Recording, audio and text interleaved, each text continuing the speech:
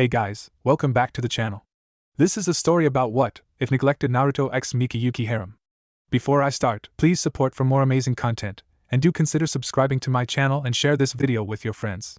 This is written by ShadowWolf125767 and link in description and support writer. Let's start the video. Prologue, the beginning. 2 hours after the infection. A loud sound of glass breaking echoed through the dark hallways of Fujima High School and was quickly followed by sound of bone breaking. The cause of it was a pair of dead bodies and a teenager with a pair of bloody steel tonfas in each of his hands. He was about 5 feet 8 inches with spiky unkempt blonde hair, tan skin with blue eyes that had a hint of gray in them. He was wearing his school jacket, his with coat just over his shoulders. Attached to it was the sash over the left arm that has the kanji for discipline committee. The thing that stood out the most was that he had 3 whiskers-like marks on each of his cheeks. This was third year, head perfect of Fujimi High School Naruto Uzumaki. As he looked down the hallway towards a group of some undead students, and said, "And I thought this was going to be a dull day." As another one of group them started running towards him, "Well, now, things just keep getting more and more interesting," he quickly stated, before charging towards the horde with a small sadistic grin on his face. 10:37 p.m. the day before. Naruto was going about his usual routine patrol the school grounds, thinking about the events that had happened before his last few years. He became friends with Siko Busujima just after the incident during junior high, so it wasn't a surprise that the two started hang out. They later became friends with Yuuki. They became friends when he started to hear rumors about her. But Naruto never cared about rumors. He always thought they were a waste of time, but most were based on facts. So he wanted to confront her about the rumors before they start to get more out of hand. Flashback. It's been over a week since the rumors concerning Mika had spread all over the school. It was beginning to annoy Naruto to no end. The rumor was about how she was sleeping with her best friend's boyfriend and cheating on her current one. He decided to go look for her to find out the truth. But every time he asked someone, they either replied a harsh no or "you mean that slut?" Everyone's talking about the latter being the nicest response. Either of the answers was met with a hit to the face. So when Naruto was able to finally track down Miku, after knocking some idiot's head against each other that were smoking behind Jim's storage room, Naruto found Mika on the rooftops leaning on one of the railings watching the clouds. Mika looked different 3 years ago. For one, her hair was longer that reached just past her shoulders with 2 bangs framing her face. She still wore her black headband that held her hair back. So after finding her, Naruto made his way towards her. With each step he could hear her mumbling to herself, but couldn't make out what she was saying. By the time Mika had noticed him, he was already behind her. Mika glared at him that would strike fear in anybody but him. "What do you want? What did you come to make fun of me too? You are no different from the other guys, just leave me alone." Her outburst shocked him a little. He could see her eyes were red and slightly puffy. She was crying? Naruto thought as he let her. She continued her rant for it lasted about a minute. Miku soon started crying while ranting and was heavily breathing. Naruto took this as a sign to interfere. "Are you done?" She just stayed quiet and nodded. "Good, I just want to know about the rumors." "Yeah? What about them?" Miku quickly replied. She narrowed her eyes in suspension, not trusting him for a minute. "Are they true?" he said with a forceful tone. "Why should I tell you anything?" Naruto facepalmed and said, "I want to hear your side of the story." Miku's eyes widened in shock. Ever since the rumors started, nobody would listen to her. Her friends won't even talk to her. Her boyfriend dumped her. None of her classmates or teacher would just ignore the rumors, thinking nothing of it, and just give everybody the benefit of the doubt. Now here was her senpai wanting to hear her out, something nobody would do. Miku hanged her head down, unable to meet his eyes, and only let out a small "okay." Naruto turned around, guessing that she didn't want to talk about it in the open. He gestured towards the door, telling her to follow him. They quickly found their way to the room that was once the reception room. Naruto unlocked the door and went way inside. Since this is the first time Mika had ever been in there, she wasn't the type to cause trouble. Usually it finds her. The room was furnished with things you would never think a high school student would ever have. The room looked like a CEO's office. There was a black, mahogany desk with some stacks of paperwork, with 2 leather chairs, one for him and the other in front of the desk. 2 leather couch with a black coffee table in the middle of the room. The room was having 2 bookshelves that held the school records, and on the other side was glass cases that hold some of the more important records that the school has. As Miku was scanning the room, Naruto made his way to his desk and sat down waiting for it to start. Miku took her seat and told her story. She explained that her boyfriend and some of his friends was the one that started the rumor. He wanted to have sex, not even 5 months into the relationship. But when she said she wasn't ready, he tried to force himself on her, but managed to get away. She to her best friend's house since her parents were away on business. When she got there, she found out only her friend's boyfriend was there. Naruto narrowed his eyes and clenched his hands in pure bloodlust, but he had let her continue. She went on saying that since she knew him for so long that she never suspected anything until it was almost too late. He pinned her down, ripping the buttons her shirt, revealing her bra. Before he could do anything, he heard his girlfriend / her best friend. He manages to pull her on top of him and push her off of him just when she walked in. This caused a massive fight that led to her best friend to breaking their friendship and told her to get out of her house. She even told Naruto that she remembered the guy's smug look on his face. By the time she had finished her story, she was already crying. Naruto stood up, went around the desk and put a hand on her shoulder, saying that he believed her. Before he knew it, she pulls him into a hug and cried in his arms. Naruto let her stay in that position for a little while before she pulled away. I am sorry, I shouldn't have done that. She stuttered a little before she looked in his eye. She had never met him before today. She had to admit he was attractive, since a lot of the girls want to date him, most never took the alternative. His school uniform hid almost all of his muscle. Nobody would notice unless you were actually touching him. He was the only one to even care about her. Remember, her parents are not there to know about this. Naruto let her stay there until the end of the day, but asked who were the people that started the rumors. After Miku told him their names, she asked why. He just had a smirk on his face and said no. Reason: she later found out that they were all sent to the hospital with some broken bones and major head injuries. On that same day, he said that she was under the protection of the disciplinary committee, and if anyone does anything to her, he will make sure to beat every last one of them to death. It was that day they become friends, while for Miku it was something more. She fell head over heels for him. Flashback over. Since then she started to become friends with the two. Naruto was broken out of his thoughts when he remembered he was on patrol. After a couple of minutes of patrolling, everything seemed normal, but like always, something has to happen to piss him off. When Naruto rounded the street corner, and on other sides by a couple dozen of students from the neighboring high school. Great, what do these idiots want? The supposed leader of the group stepped forward. He had long spiked black hair with 2 eyebrows piercing, dark brown eyes. He also noted that they all had on the same uniform. Naruto didn't pay any attention to the others, keeping his eyes on the annoying bastard who disturbed his peaceful night. He was broken out of his muse again when the bastard spoke. We are going to pay you back for getting us arrested, you asshole. Naruto didn't bother listening to the guy's rant, and just discreetly took out his steel tonfas from the mechanism from the inside his sleeve. I have no time dealing with weaklings like you. If you don't leave, I won't guarantee your safety. Before the man could speak, Naruto delivered a quick jab to the guy's face, causing him to fall on his butt, spitting out some blood from the cut that was from inside of his mouth. You will regret that, you asshole. With that, they all charged Naruto, triggering a mini war between about 13 guys versus Naruto. Guess who won that one? After 5 minutes of Naruto knocked all of the juveniles out, he continued on with his patrol, but not before he calling both the police and hospital again, making sure they were okay. He wasn't that heartless. When Naruto finished his patrol about 10 minutes ago, he just got on his motorcycle and headed home. It took a rather long 15 minutes to get there. He quickly parked his bike next to the others he had in his garage, and then headed in. It was the same outside as it is on the inside. On the outside was plain white, on the inside was pretty much had a living room with a medium-sized TV, a reclining chair, I don't know what this is, a couch, kushina, and Naruto bedroom with a spare bedroom for guests. Since there is 2 bathrooms, one near kushina's and another in the guest bedroom, a kitchen/dining room, a staircase heading upstairs, and a door to the garage. Naruto locked the door behind him, taking off his shoes, and headed upstairs. He made sure to check up on his mother, making sure she was asleep and not waiting for him like last time. As he opens the door to his mother's room, he saw she was asleep. He silently entered and making sure the sheets were covering her up. He stopped when he looked at the nightstand next to the bed that had 3 photos on it. One was a picture of her and Naruto by the stream when he was younger. The one on the right was taken at her last birthday party that they celebrated with some of her coworkers. He remembered that some guy at the party tried to get a little too frisky with her. He beaten the crap out of him. The funny thing was that no one got mad at him. A lot of them tried to tease him for it. It never worked, but he found out how she got the nickname Tomato. The last one was a picture of his father and mother on their wedding day. He knew that Kushina had a tough time as he grew up, since Naruto and Minato looked alike, that they could pass as twins. Minato had died 6 months before he was born, leaving his mother to raise him alone. Naruto sometimes wondered if his father was still alive. Would he stayed the same or turned out different than he did? Naruto quickly pushed the thought out of his head and finished what he was doing and went to his room, changed to his PJs before heading to bed. The last thought on his mind before he went to sleep was, when would things change around here? Day of the infection, 5:30 a.m. It was a fairly normal morning in Fujimi. Naruto Uzumaki. Wake up. Well, normal for him anyways.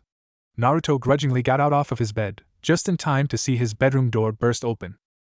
Naruto rubbed the eye crust out of his, almost hoping he was just dreaming. Sadly, it was real. The person who broke down his door was Kushina Uzumaki, Naruto Uzumaki's mother. She had long bright red hair that reached past her waist, violet eyes, DD cup-sized breasts, porcelain skin, and a slender figure but feminine, built from her days in the special forces, which seemed to be enhanced by the pink negligee she was wearing. Any normal man would have died from a nosebleed, but Naruto has grown immune from the massive amount of teasing she did when he was younger. She was in Naruto's eyes a true vision of beauty.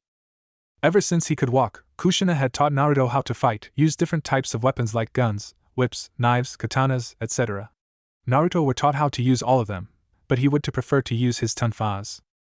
Ka-san, why did you break down the door?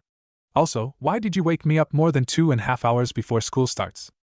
To empathize his point, he pointed to the alarm clock on his nightstand next to the bed, causing Kushina sheepishly scratch the back of her head. What is she thinking about waking me up this early in the morning? The sun isn't even up yet, Naruto thought. And I don't know much about the school system in Japan, so I am guessing that it starts around 8 a.m. What is she thinking about waking me up this early in the morning? The sun isn't even up yet, Naruto thought.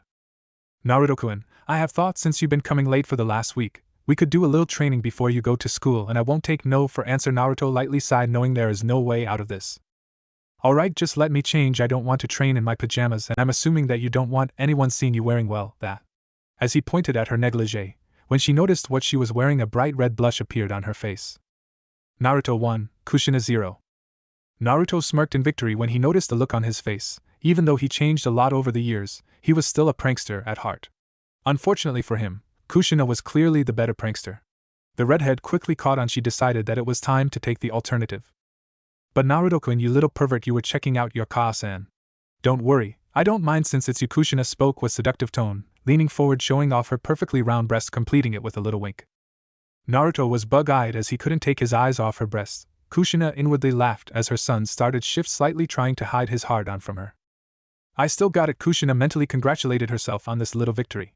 Which was cut short. Naruto interrupted her train of thought when he spoke. Ka-san, just let me get changed. I would be down in a minute with that. Kushina spun on the balls of her feet and head to her room, swaying her hips as she left. Naruto watched her leave his room, getting out of bed, heading toward his closet. Naruto changed out of his pajamas, taking out a black sleeveless muscle shirt, an old pair of blue worn-out jeans, and a pair of dark navy blue sneakers.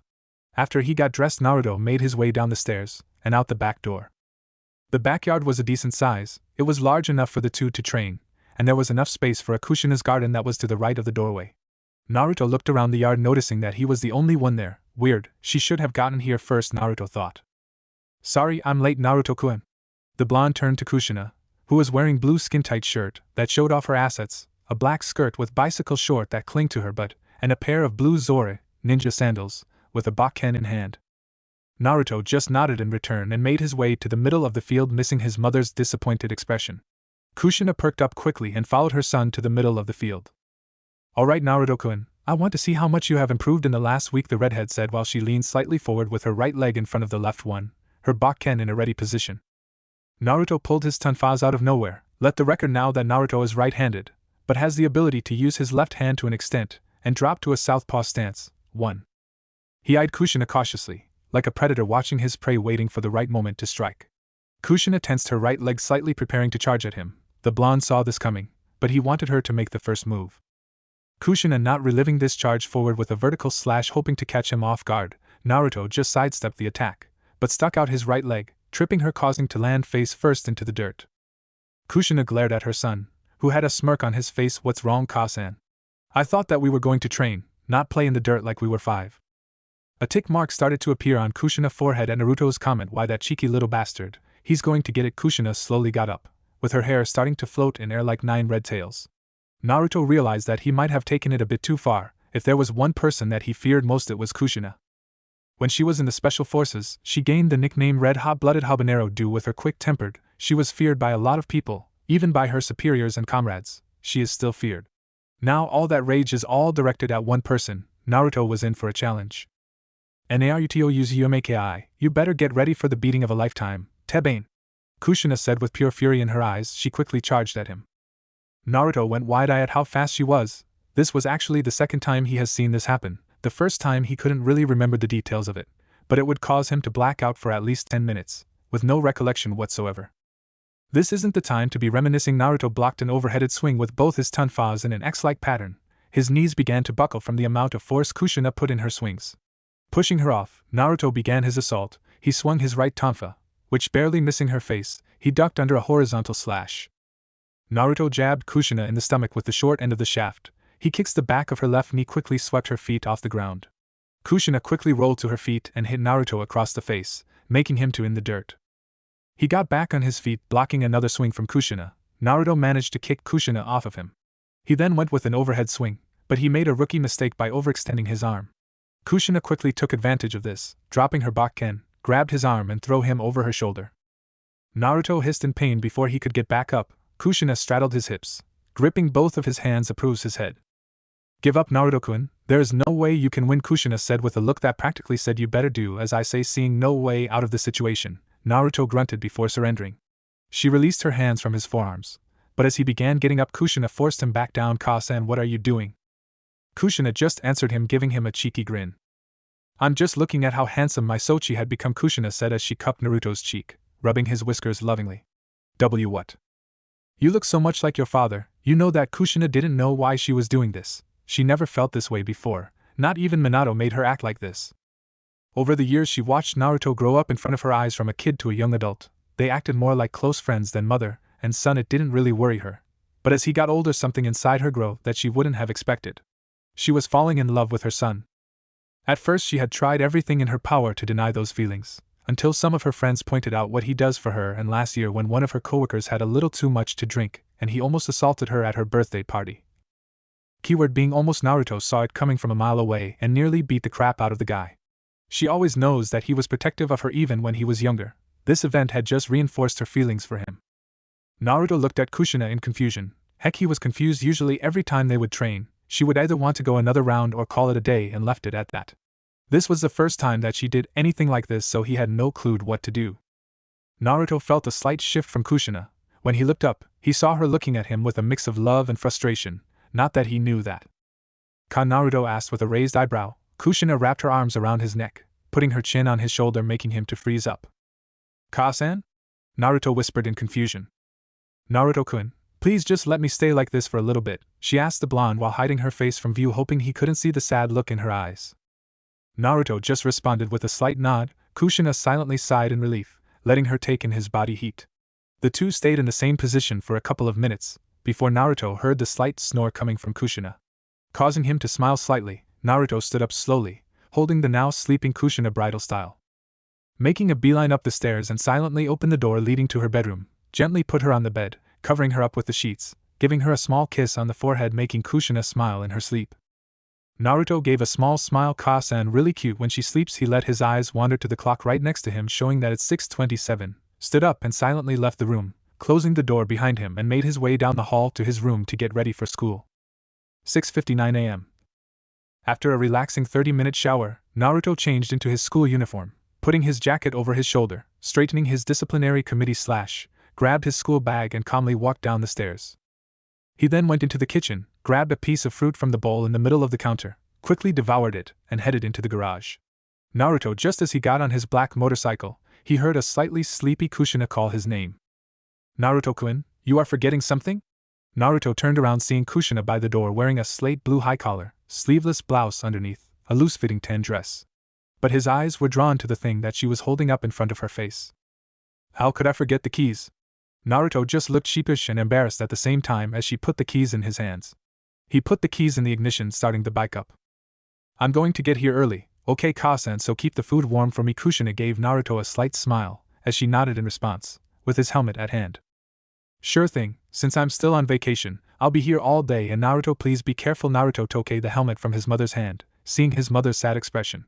All he could do was give her a reassuring smile and a quick hug, before putting on his helmet and drove off. Kushina waved goodbye to him, watching his retreating figure for a couple more seconds before heading inside, never realizing that she wasn't going to see her son for a long time. As the houses of Tokanosa City passed through Naruto's eyes as he drove down the street, the only sound there was the roar of his engine, which was really old since around this time of the day was pretty decent amount of cars or people out and about. Naruto just shrugged his shoulders. Heck, he might as well enjoy the peace and silence. As he got as the street that heads towards the bridge, he saw a familiar figure, a distance away. Even though the figure back was towards him, it was obviously female from her curves and assets. She had long, straight, indigo hair, was about 5 feet 8 inches and had D-cup-sized breasts. Also was currently wearing a Fujimi school uniform with the skirt reaching to her ankles, and was carrying a large bag over her shoulder. This was Siko Busujima, 18 years old, 3rd year, the captain of the Kendo club. She was also Naruto's best friend. As he got closer, he started to slow down until he was right next to her. She was glaring at him but soon recognized when he spoke. "Looks like you could use a ride, Seiko?" He started into her blue eyes before a small smile crept onto her face. "Morning, Naruto-kun. Are you sure it's Seiko was interrupted when he said why wouldn't be okay, besides it's still an hour walk to get to school from here." She smiled before getting on. "Thank you, Naruto-kun." He only responded, "What are friends for?" as he handed her a spare helmet from the secret compartment on the bike, before putting his on. She is adjusting the case on her back, wrapped her arms around his waist, putting her chin on his shoulder. Then the two drove off to school. 7:15 a.m. The drive itself was relatively short, since the little to no traffic, as it took only a couple of minutes. Most of the students weren't there yet, since they usually come around 7:30. Also, the fact was that the gate wasn't even open, since it was either Naruto or the principal that opens the main gate in the morning. It really depends on who got there first. Most of the staff just doesn't care what the principal does as long as it doesn't affect their paycheck. Kyoko and Shizuka were okay with it. Some were not accepted at first, but after a while they just got used to it, except Shido. Shido hated him because he would interfere with his teaching methods, and the fact that Naruto never hesitated to threatening him when needed. He did come close to killing the guy. He would have succeeded if it wasn't for the disciplinary committee members and some of the staff members holding him back. But the look on his face, priceless. He was happy for a short while before somebody ruins his good mood. Naruto stopped in front of the main school gate, unlocking it, leaving it open for the other students, and drove right on in. They went through to the side of the school where the school parking lot is located, but is mostly used for teachers and school buses. As the two parked in the front of the lot, before a white Honda Civic parked right next to them. When the driver got out of the car, it revealed that it was the Akamoto Atsushi, the principal of Fujimi High School. He was 54 years old, about 5 feet 5 inches, a bit on the pale side, short white hair, and was wearing a black suit with a matching tie. Akamoto was the principal of Fujimi Middle School when Naruto first got in. He helped Naruto however he can. Naruto didn't expect it at first, but slow opening up to him, their relationship was pretty complex. Naruto saw him more as an acquaintance than a friend, but he didn't mind talking to him. The principal then notices the two of them, and gave them a friendly smile. "Naruto-kun, how you are this morning?" He said. "I have been well, Akamoto-san." Akamoto gave a small nod, turning to his female companion. "What about you, Bisujima-san?" Seiko gave the principal a small smile. "I have been good at Sushi-sensei." He nodded again, looking at his wrist watch. "Well then I should be going, you know things to do. Have a good day, you two." The principal then left the two of them alone in the parking lot. Seiko turned to Naruto, holding out the helmet. "Thanks again, Naruto, let me make it up to you," Seiko said with a small blush on her face, and the pitch of her voice was a bit higher than it is normally. "Like I said before, it's what friends do, so don't worry about it." He took the helmet from her, not taking notice to the blush on her face, but noticed the change of pitch in her voice. "Seiko, are you okay?" Naruto leaned a bit forward. Seiko blushed even more, but said, "Why yes, I am." Naruto narrowed his eyes in suspicion. He started walking closer to her. With every step made the blush increase in size. "You know that you are not that good at lying, you know that, right?" Naruto was literally right in front of her. Seiko tried her best to suppress a blush, but only succeeds in making it more noticeable. The head perfect outward side, looking straight into her blue eye look. "Seiko, I'm just concerned about your health, that's all." Naruto briefly paused before continuing. "You know I'm not that good with these kinds of things, so I want to know what I can do to help." Seiko looked the blonde with awe. She smiled softly at him. This was a side to him that only 3 people, which included her, Miku, and his mother, and Seiko and Kushina, haven't met, and they only heard about each other. Also, he was the only person that knows about what really happened 4 years. Flashback 4 years ago. Naruto had just finally finished his training regimen that the boxing club advisor told him to do. Personally, he found that it was too easy, so when he starts high school, he would do something else. The counselor and Akamoto-sensei both wanted him to keep out of trouble. Naruto was a well-known delinquent that even the police were afraid of. Some knew his mother, and nobody wanted to feel the wrath of either of the Uzumakis. Why should they care what I do in my free time? It's none of their concern, Naruto thought as he looked at the piece of paper the principal had given him to fill out. As he was walking down the empty streets of Tokunosa City, he noticed something in his peripheral vision. When he turned his head, he saw something that made his blood boil. He saw some guy was assaulting some girl that was wearing the Fujimi Middle School uniform. He had her up against the wall. While he couldn't make the two out, the faint smell of alcohol that lingered the air gave him a good idea. Just as he was about to help the girl out, she managed to overpower the man, knocking him on his back, revealing that she had a bakken on her. When the man fell, she lifted it up and unleashed powerful swing aimed at his shoulder, instantly breaking it. The woman didn't stop there as she continued her assault. With each strike she delivered, the man pleaded for mercy and telling her to stop. So after Naruto came back to his senses, he ran towards them, quickly brought out his tonfa, blocking the downward swing from her bakken. That was then he got a good look at the woman. It was his longtime classmate Siko. She was currently hyperventilating, but the look in her eyes wasn't one of fear or shock, it was something he was all too familiar with, bloodlust. "Why did you stop me? You saw what he was going to do to me." Siko yelled at the blonde. Naruto wasn't affected by this. "You're right, I did. I saw what had happened, but you should have stopped after you hit him the first time." Siko started to back down a little. "Just sit down, try to calm yourself down, I'm going to call for help." Naruto simply stated. He reached into his pocket to take out his cell phone but was stopped when he was grabbed by the arm by Siko. "Please don't, if you do that I'm going to get arrested, and if that doesn't happen, I could get expelled from school," Siko half said / yelled. Naruto put his hands on her shoulders, making her look in his eyes. "Busujima-san, listen to me, nothing is going to happen to you. Don't worry about it. When the police come I would tell them that it was self-defense," Naruto stated as calmly as he could, hoping to get her to relax. Siko has just given him slight nodded. After taking his hands off of her shoulder, Naruto quickly dialed the number for the police. They soon came within 5 minutes with an ambulance. They quickly rushed the man to the hospital. Naruto and Siko were escorted to the police department for further questioning. This didn't take long before they let Naruto leave the police department. After they were done with him, he was just a witness. Siko had to wait longer, but she would always remember this day because this was the start of their beautiful relationship. Naruto was currently in his bedroom. He got at 10 p.m. Luckily his mother was knocked out at the time. The blonde silently looked at the piece of paper. He began to recall the event that had just transpired. As the image of Siko's face flashed through his mind, Naruto wanted to prevent anything like that from happening. He then reached over to the pencil holder, grabbing the closest pen and signed the bottom of it, before he went to bed. As Naruto drifted to sleep, the sheet of paper was left on his desk, revealing that it contract stating that when he went to high school Naruto would be in charge of the security of the school as the head of the disciplinary committee. Flashback over. Naruto, I didn't know you cared that much about me. It's nice to see this side of you once in a while. You should let it out more, Siko teased her longtime friend, making Naruto slightly growl in annoyance. But before he could ask any more questions, the two noticed more cars pass through the gates. Siko turned towards to her fellow third-year Naruto. I'm going to go to the club room to train a little bit since I have study hall. Before Naruto could what was wrong. Don't worry Naruto-san, I'm fine, she answered his silent question. He heavily sighed before letting the subject drop. He leaned on his bike slightly before saying, Fine Siko, I'll let this go. He stood up straight before continuing, if you need me, you know where to find me. Siko nodded, giving her old friend a small hug and quickly headed inside the building. Naruto stayed in the same spot, lost in his own thoughts, just as he was going to head on in, when he felt someone wrap their arms around his neck and felt a large set of breasts pressed against his back. He didn't even need to turn, since there is only one person he knew that would do this to him. Morning Shizuka-sensei, Naruto said in a deadpan voice. Good morning to you too. Naruto-kun. Shizuka Marikawa is 27 years old and currently works as the school nurse. She was taller than him, long waist-length blonde hair, hazel eyes with several bangs of her hair comes down into her face, with 2 bangs come down at the sides running all the way down while also framing her face. She wore white long-sleeve blouse and a long brown skirt, both of which hugged her ridiculous calves mostly because of her large J-cup breast that was currently pressing against Naruto's back. She and Naruto have a pretty good relationship, since Naruto was prone to hurting students and sometimes teacher. When he gets pissed, she was the one that was tasked to make sure that they were okay and making sure their injuries weren't severe. They spend every day during lunchtime. The two blondes spend most of the period drinking tea together and talking about random stuff. She also lets him sleep on the bed that was reserved for him, and only him.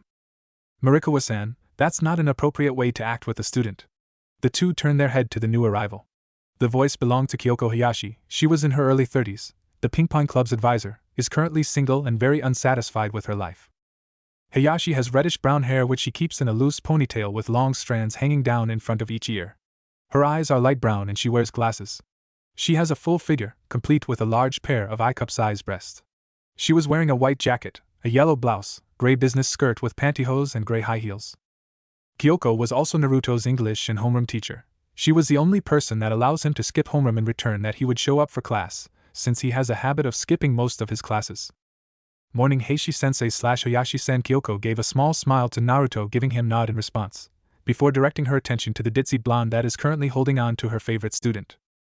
Marikawa-san, let go of him, Kyoko asked / demand of the older blonde. Shizuka let go of Naruto, turning her attention to her fellow teacher. Why Shizuka tried to explain the situation but was interrupted. But nothing, that's no excuse of showing public affection, expectantly, with a student no matter how handsome they are. Kyoko quietly saying the last part to herself as her eyes lingered over Naruto's form. Naruto was watching the two teachers in slight amusement, since this was an everyday occurrence between the two. Normally he would stop the fight. But he was still tired from waking up so early, so Naruto turned around and walked off, leaving the two teachers to argue with themselves. Disciplinary Committee Office, aka Naruto's office. The first thing that Naruto noticed when he entered the room was the stack of paperwork on the side of his desk. He walked over to his desk slowly, grabbing a few papers from the top of the stack. How the hell did this grow so fast? I finished everything yesterday. Naruto's eyebrow was twitching in rage when he saw who they were from. Koichi Shido. God, I hate that man. I swear I will kill you when I get out of here. Naruto sighed once more, walking around the desk, sitting down on his black leather chair and went to work. As time passed by, the stack of paper became smaller and smaller. By the time he was halfway done, somebody knocked on the door. Naruto didn't even bother to look up as he muttered to come in. Sorry I am late, Naruto-senpai. An overcheery voice said. Naruto brought his head up from his work.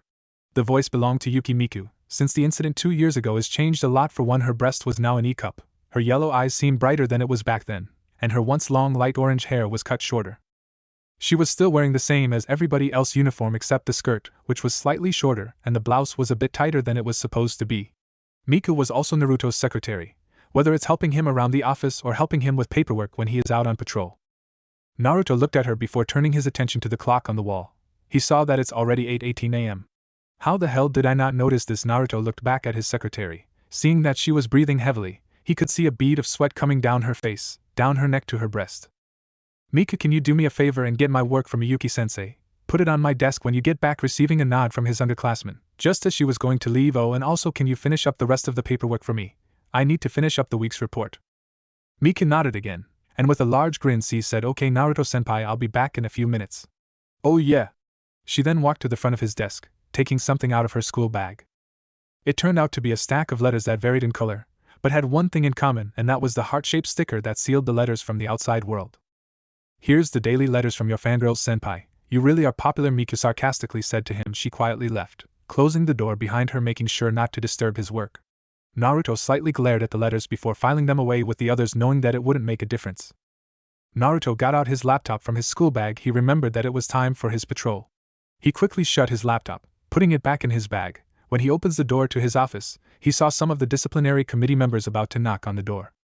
Sorry to disrupt your work, Uzumaki-senpai, but we're here to receive our duties for the day. Naruto just responded with, there is nothing for you guys to do today, so just go back to class and make sure the others know about it too.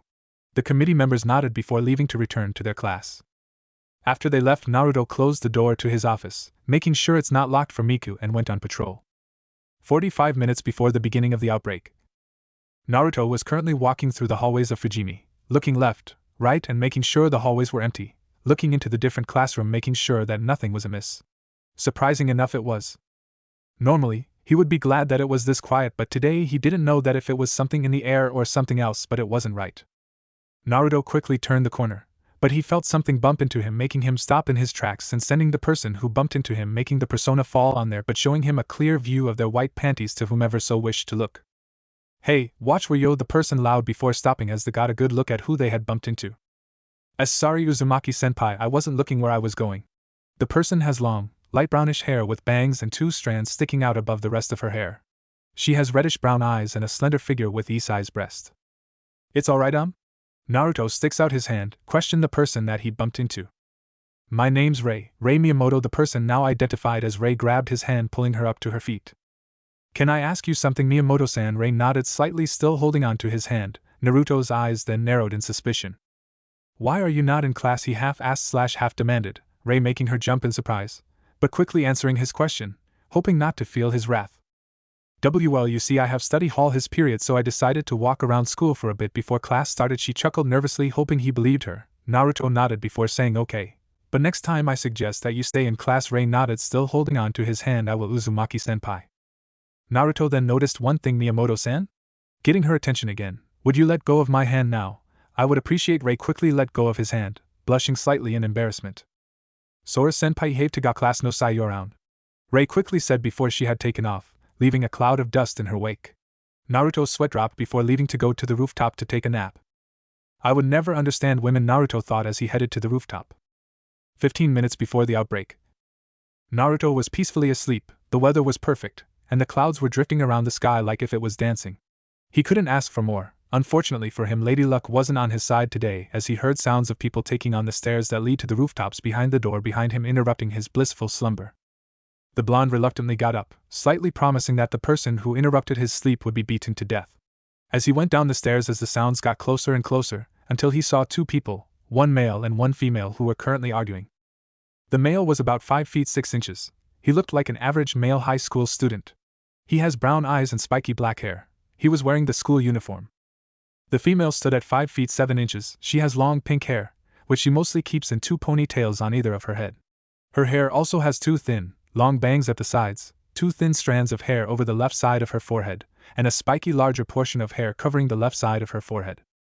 She also had fierce orange eyes and furrowed eyebrows, a slender figure with F-cup-sized breasts. Currently the female was yelling at the black-haired male. Before the guy could speak up, Naruto injected himself into the conversation. "You do know that skipping class is against the rules, right?" The two then looked at the new arrival. What?" The two spoke in unison. One was nervous, the other was still angry at the other.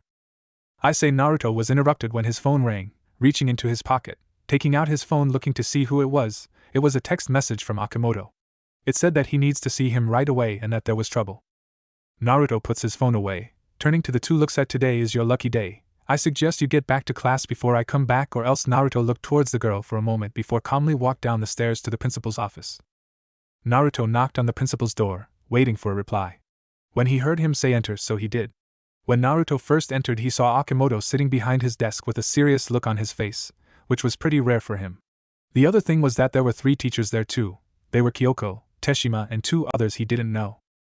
He raised his eyebrow when he saw one was holding a staff. Seeing this, Akimoto answered his silent question. "Naruto-kun, there is a bit of trouble we need to tend to."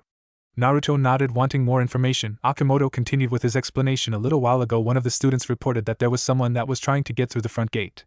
I want you and the teachers to investigate what is going on. Do you understand?" Naruto nodded once again, but Teshima interrupted. "Excuse me, Akimoto-san, but do you honestly want me to believe that sending a kid with us to stop a potential intruder that could be armed for all we know? I mean, come on, seriously?"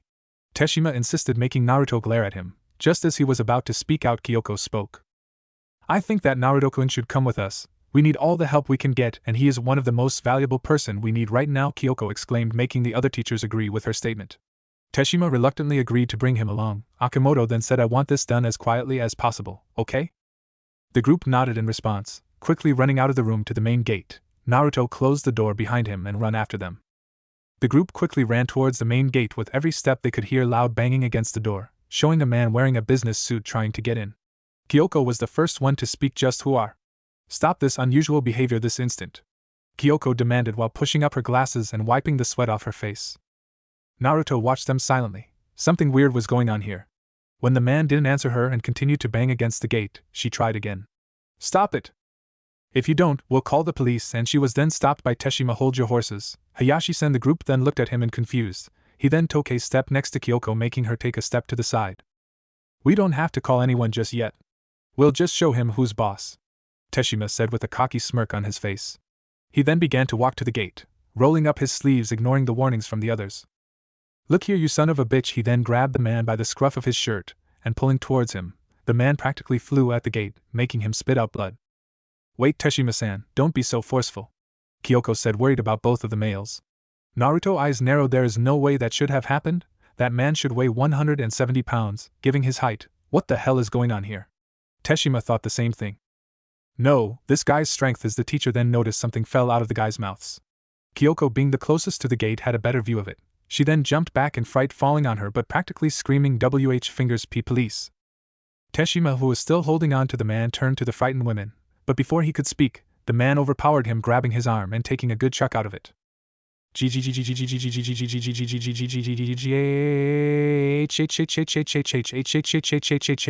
screamed at the top of his lungs in pain.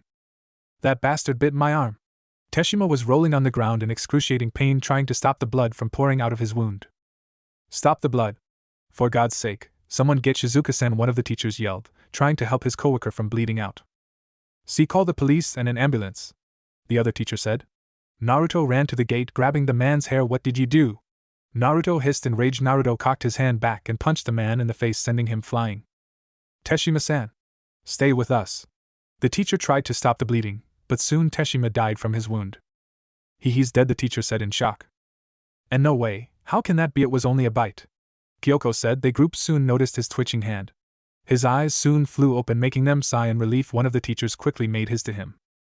Teshima-san. Are you okay, Teshima-san? Teshima quickly reached his hand up, pulling the teacher towards him, and bite the side of his neck. Everyone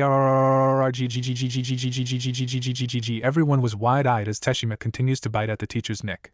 The other teacher ran away at the sight, leaving Kyoko and Naruto there. Kyoko-sensei making her look at him. I want you to run inside, go to my office and tell Miku to open the safe. She'll know what to do. Got it? Kyoko nodded. Unable to trust her voice, but said, what about you? Aren't leaving you here by yourself. Naruto glared at her, making her jump. This isn't the time to argue, now go. Kyoko reluctantly ran as fast as she could to the building, making sure she was out of sight. He then turned his attention to the two ex-teachers for breaking the school rules. Naruto took a small step forward and took out his tonfa. I shall execute you all. The two teachers turned towards the source of the sound, charging the blonde, who in turn charged them. When they were a couple of feet away, Naruto swung his tonfa downward, connecting with its jaw, breaking it in the process. He then spun on the balls of his feet and roundhouse kicked it in the head. Normally this would have been enough to knock out anyone else. But as the two slowly stood back, not even flinching, he quickly realized something. Wait a minute, pale skin, white pupilless eye, groggy movement, taste for human flesh. You got to be kidding me, zombie? Well, looks like spending Saturday nights watching zombie flick with Kasan are going to pay off. After all, Naruto sidestepped the zombie, delivered a knee strike its stomach, making it fall over before smashing its head all over the pavement with an overhead swing. One down, Naruto instincts went into overdrive as he quickly dashed to the right just as a zombie tried to grab him. Naruto looked on in shock as he looked behind him, seeing only one left zombies. But if he remembers that in any zombie movie that the whole school would be crawling with them. Dash, one left to go, he said as he slammed the short end of his tonfa into another zombie temple. Knowing that he would be soon outnumbered, Naruto decided that it was time for a tactical retreat. Naruto swiftly ducked under an approaching zombie arms and ran to the school building. He ran at top speed and tackled a nearby zombie through the first floor window, performing a forward roll to prevent any more damage to his body. Looking around the room, realizing that it was the storage room for the drama club, looking at the now broken window, seeing a small group of them started to crowd around it trying to get in, but soon the loudspeaker came on. Attention all students and teachers. Attention all students and teachers. At the present time, there is a violent struggle occurring on the premises. Students, stay with your teachers and follow their instructions. Naruto exited the small room, running through the empty halls. The only thing sound was coming from the nearby classrooms, and making his way to the principal's office when he heard something that would forever haunt his memory. I repeat, there is a violent struggle occurring on the premises. While the announcement was going on, the sounds in the background kept getting louder until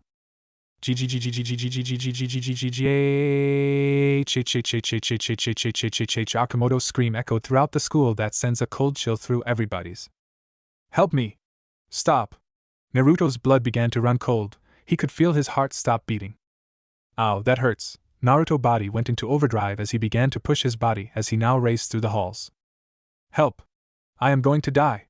Akamoto's screams still echoed through the school, until Naruto finally made it to his office. He didn't even stop to open the door, he kicked it open. What he saw burned it in his mind forever. He saw 4 zombies hovering over, the only thing left of Fujimi's principal, bloody pile of bone.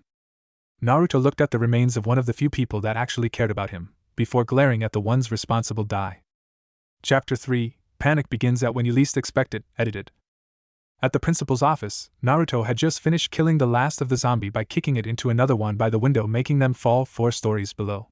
As the adrenaline left his blood, he began to feel faint, but it was bearable. Not even a second after he busted through the door, the whole school went to hell. He could hear the frightened screams and yells of his classmates and teachers. He looked out of the now broken window where he could see the city in flames. Down below he could see teachers and students alike trying their best to run away. They never made it far.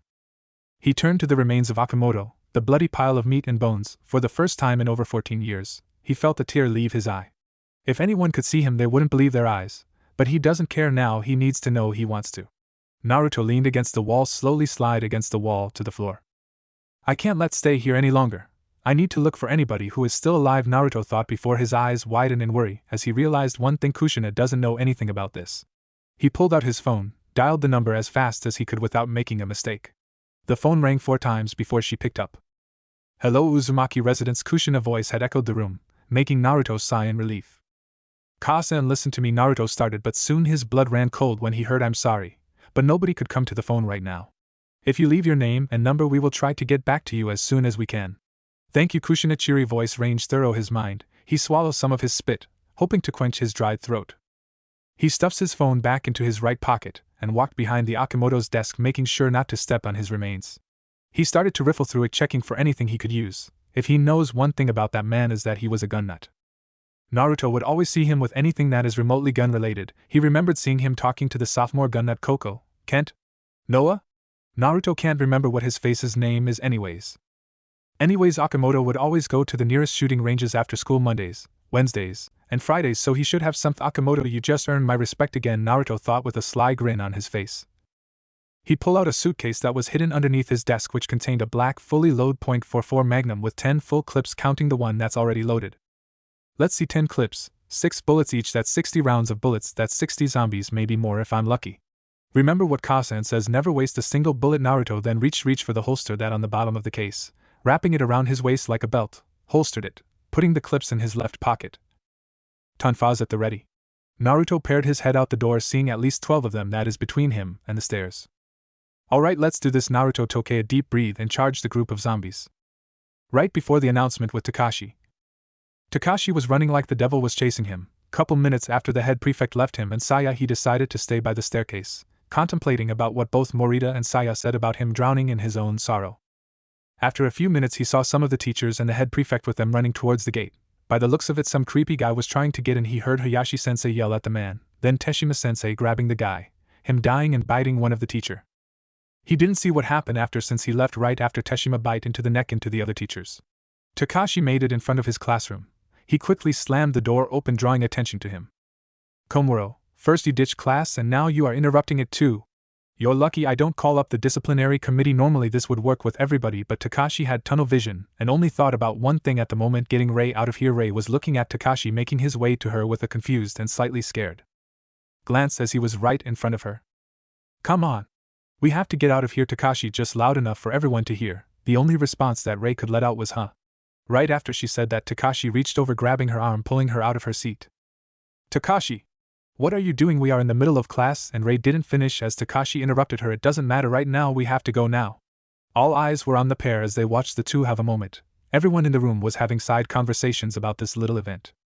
It would have continued, but Rei's boyfriend Hisashi stood up from his seat and confuted them about what was going on. Takashi, what are you doing? What's going on with you and Rei? Takashi looked over his shoulder and said as soft as he could, making sure nobody else can hear, someone was killed in the front gate. Wait, are you serious? Hisashi was bug-eyed when he heard this. Heck, anyone could. After hearing that, why the hell would I lie about something like this? What do I have to gain from this? Hisashi was looking over the pros and cons of believing Takashi. He knew that he wouldn't lie about something like this. While they were talking, the two of them never noticed that Rei was trying to get their attention. When she finally had enough, she pulled herself out of Takashi's grip. But as the group was arguing, Koda, who was in the same room, was listening to everything that was going, but he noticed out of the corner of his eyes that he saw a small group at the front gate. Upon closer inspection, he recognized that it was the head prefect, and he was fighting group of people, and by the looks it was working in his favor. He nearly jumped out of his seat when he saw Uzumaki-senpai slam the short end his tonfa to the side of the person head before he saw him run the hell out of there. If something that everybody knows about Uzumaki-senpai was that he never leaves a fight unless it was a good reason, which was a rare occurrence around here. He suddenly felt the need to get out of there very soon. Wait a second, what the fuck are you guys talking about? What the hell are you? Her rant was cut short when he slapped Rei in the face, making the room go silent and wide-eyed as they watched. Rei was holding her now bright red cheek as she fought back the tears forming in her eyes. She looked at his in both in shock and anger. Takashi didn't bother to look at her as he was looking at Hisashi. Shut up and listen to what I have to say. Hisashi was still in shock about what had happened but focused on the situation, and he nodded before the three left the room as soon as possible. As the group of three left, nobody seemed to have noticed that two others had left just after them. And just so you know that I won't be writing about them, since everyone if not most of you know about what happens to them. It's just like the canon. Around the same time as Takashi enters the room, Miku was still doing Naruto's paperwork while he was on his rounds. She is glad that she spends time with him, but why should he do this much paperwork? It's ridiculous. Just one more, then I am done until after lunch? Just as she put the last of the paperwork with the others when the door burst open, making both Miku and the stack of paperwork fall over. Miku-san, there's B-dash? The person who opened the door was none other than Kyoko Hayashi, who was out of breath from running so much in a short amount of time. She was looking at the sophomore who was lying down on the floor facing the doorway with massive amount of papers all over the place. What are you doing down there, Miku-san? Also, is this place such a mess? Kyoto said, not knowing that she was the cause of this situation. The down student just said, oh, I'm just just lying around. Mika left. I was twitching in annoyance since she was the one who has to clean this up, making her waste a lot of free time. Well, anyways, there's something I need you to do. Miku was crouching down picking up the paper, not really paying attention, and was lost in her own fantasy that involved her, Naruto, a bottle of whipped cream and a bucket full of different types of fruit. Naruto-kun SA when she heard Miku was at full attention. What did Naruto-senpai say? Miku practically screamed at the teacher, making her sweat a little, who wasn't expecting that. Why, you see, there was an incident at the front gate and Miku was frantic. She was generally worried about what had happened at the gate, but before she could ask, the announcement came on.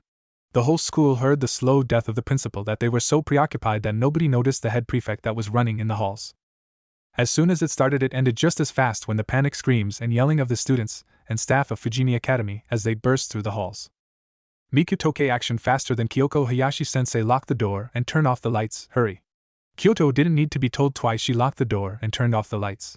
When she turned around, she saw Miku hard at work, looking through the head prefect's desk, getting anything she could find. Miku-san, what are you doing?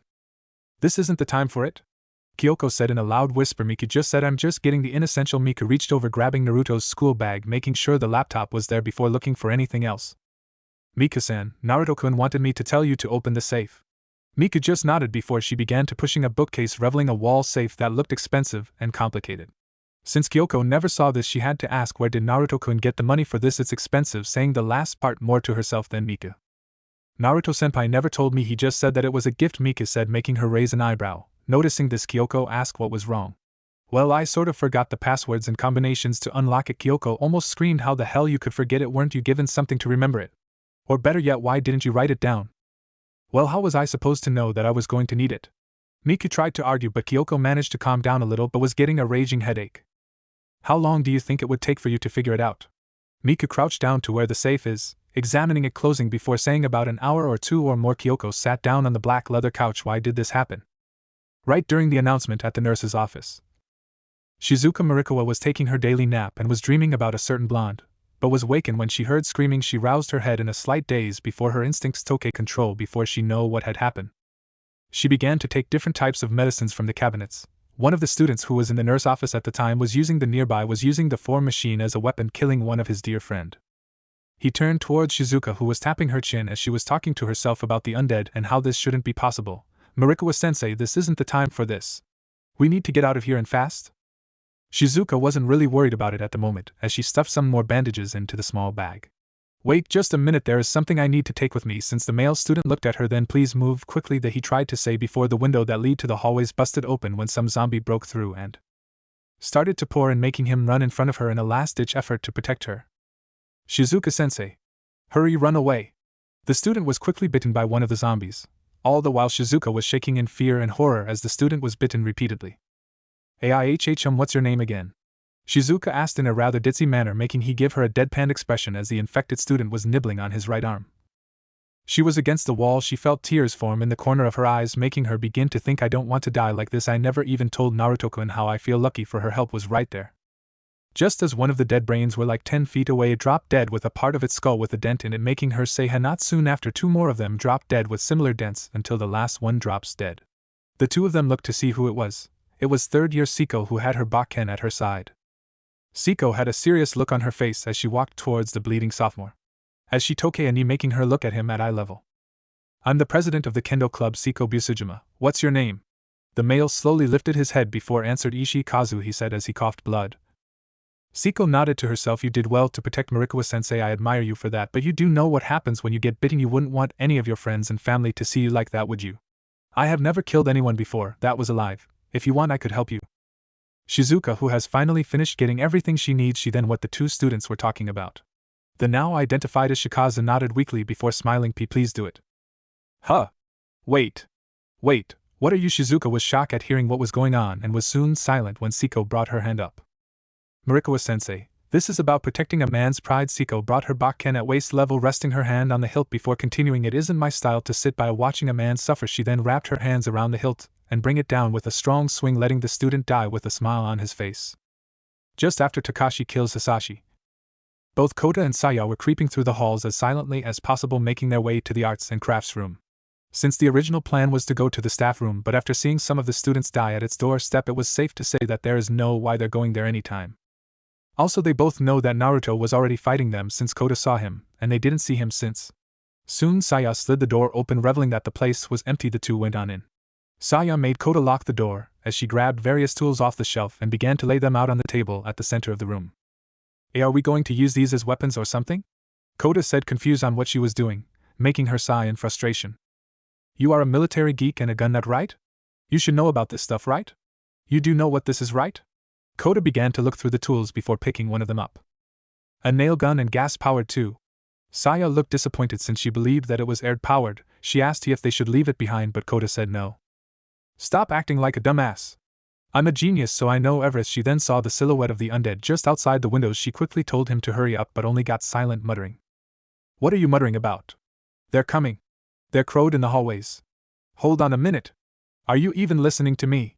Kota was in his own little world. He finished the final revision to the nail gun when he noticed they were beginning to bang on the door. An evil smile appeared on his face as the horde continued to bang on the door. With the final push, the horde busted through and began to run toward them. With every step they take, Saya became more scared and frightened until one was right in front of her. A nail pierced its brain, killing it instantly. Looking at the only person in the room, she was relieved. Hirano-san? He had a sadistic look on his face as he took aim and shot some more nails into their infected brain. "Put the drill, those nails and gas can into the bag. Oh, and the toolbox too," he asked Saya, but she argued about him ordering her around. He just looked at her with an evil look on his face before it turned sweet. "Pretty please?" Saya wasn't sure at what she had seen but agreed anyways. After shot the remaining zombies, Kota noticed that there was water dripping down the window, making him think there was a fire in the school. Saya ignored this, and the two of them soon left the arts and crafts room. Kota looked at Saya before saying to Kagi-san. Saya stopped to look at him. "Do you think that Uzumaki-senpai is alright since he was the first to have fought them?" Saya looks at him before continuing, but not before saying, "If he dead, then I'm not a genius, he will make it." Kota was confused by this. "How could you be so sure about this?" Instead of taking about her intelligence, she said, "He is the strongest person in the school, everyone's afraid of him, but also he knows what he is doing.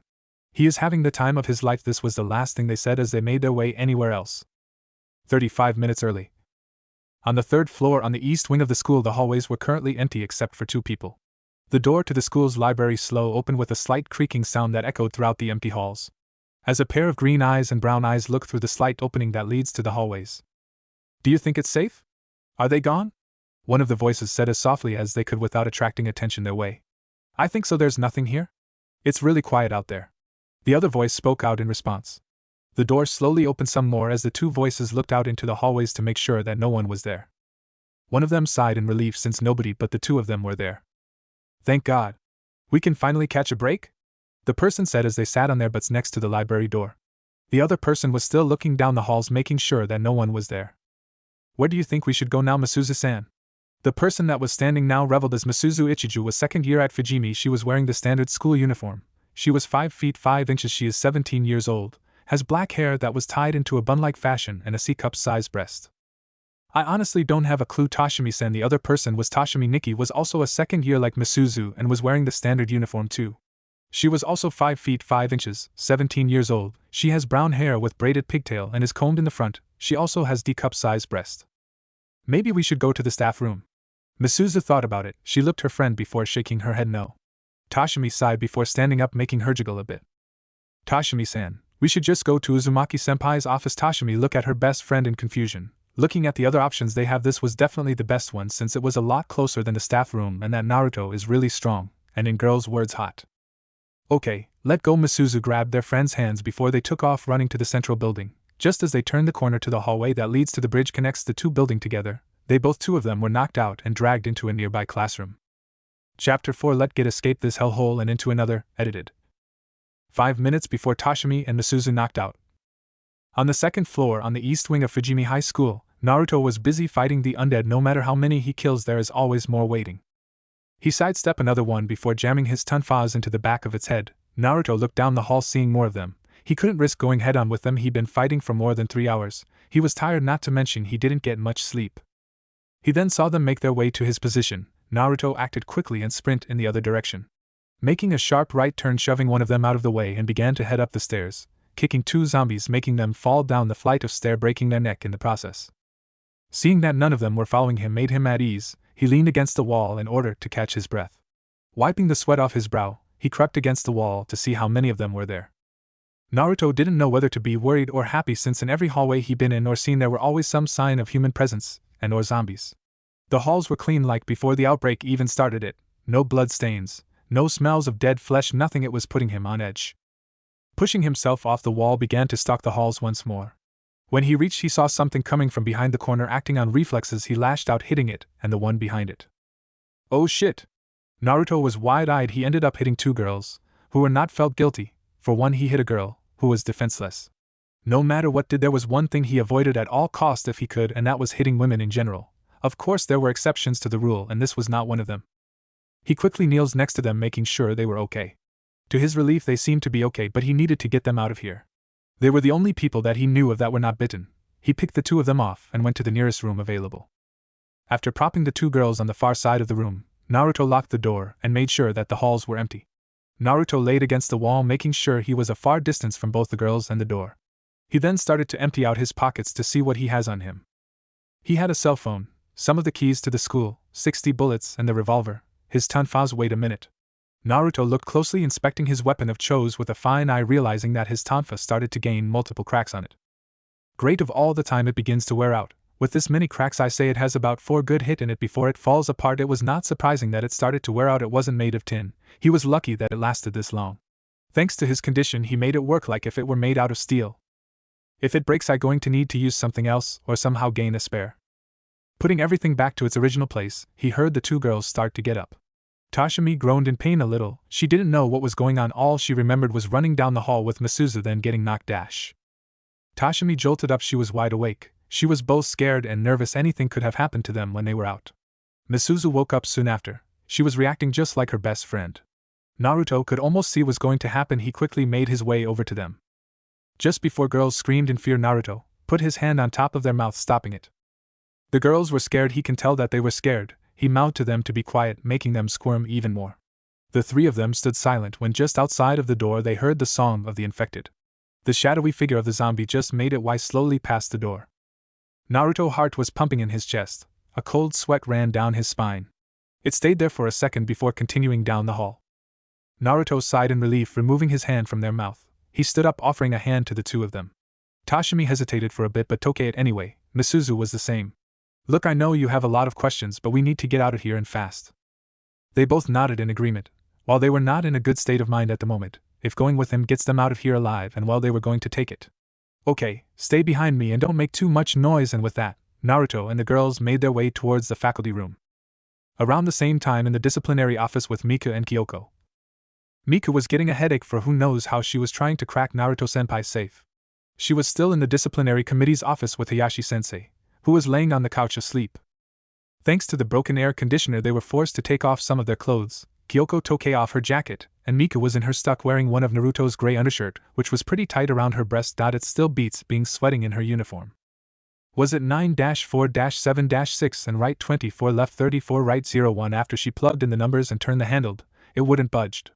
Mika sighed in both anger and frustration. The one time I don't take the time to remember the safe combination this happens. Mika stood up and walked over to the couch, plopped down on the couch, making Kyoko wake up in a daze. Looking at Mika's expression and at the still closed safe. Haven't figured it out yet? Have you? Mika just shook her no. I thought of every combination I know of, the school address, his birthday, even all the other codes too. Kyoko nodded at her answer. Before she thought of something. Naruto is the type of person to write down just in case if someone forgets. Yuki-san, do you think Naruto-kun would have wrote down the password somewhere? Mika looked at Kyoko, shrugging her shoulders. Maybe it's not like he wouldn't either. If he did, it would be somewhere in his desk. The two stood up and walked around the desk, and begun their search. Emptying all the drawers, only finding files, a bunch of papers, and confiscated items that Naruto took. After searching for about a minute, they came empty-handed. Where the hell did he put it? Mika would have yelled but was forced to a dull whisper due to their situation. While Mika was ranting, Kyoko caught a yellow post-it in the corner of her eye. She reached over and picked it, quickly reading it over. She quickly tapped Mika on the shoulder, and showed her what was on the post-it. It read, Miku, I am writing this down because when I telling you about the code changes, I had noticed that you were dozing off. It better not happen again. Well, here it is. The two of them sweat dropped before Miku snatched the paper from her sensei's hand and went to the safe. Typing the code in, with a slight click the safe opened. Mika put her hand into the safe and pulled out a rather large bag. What's this? Is that it? Kyoko asked. I think so. I mean, I never seen what was in there in the first place.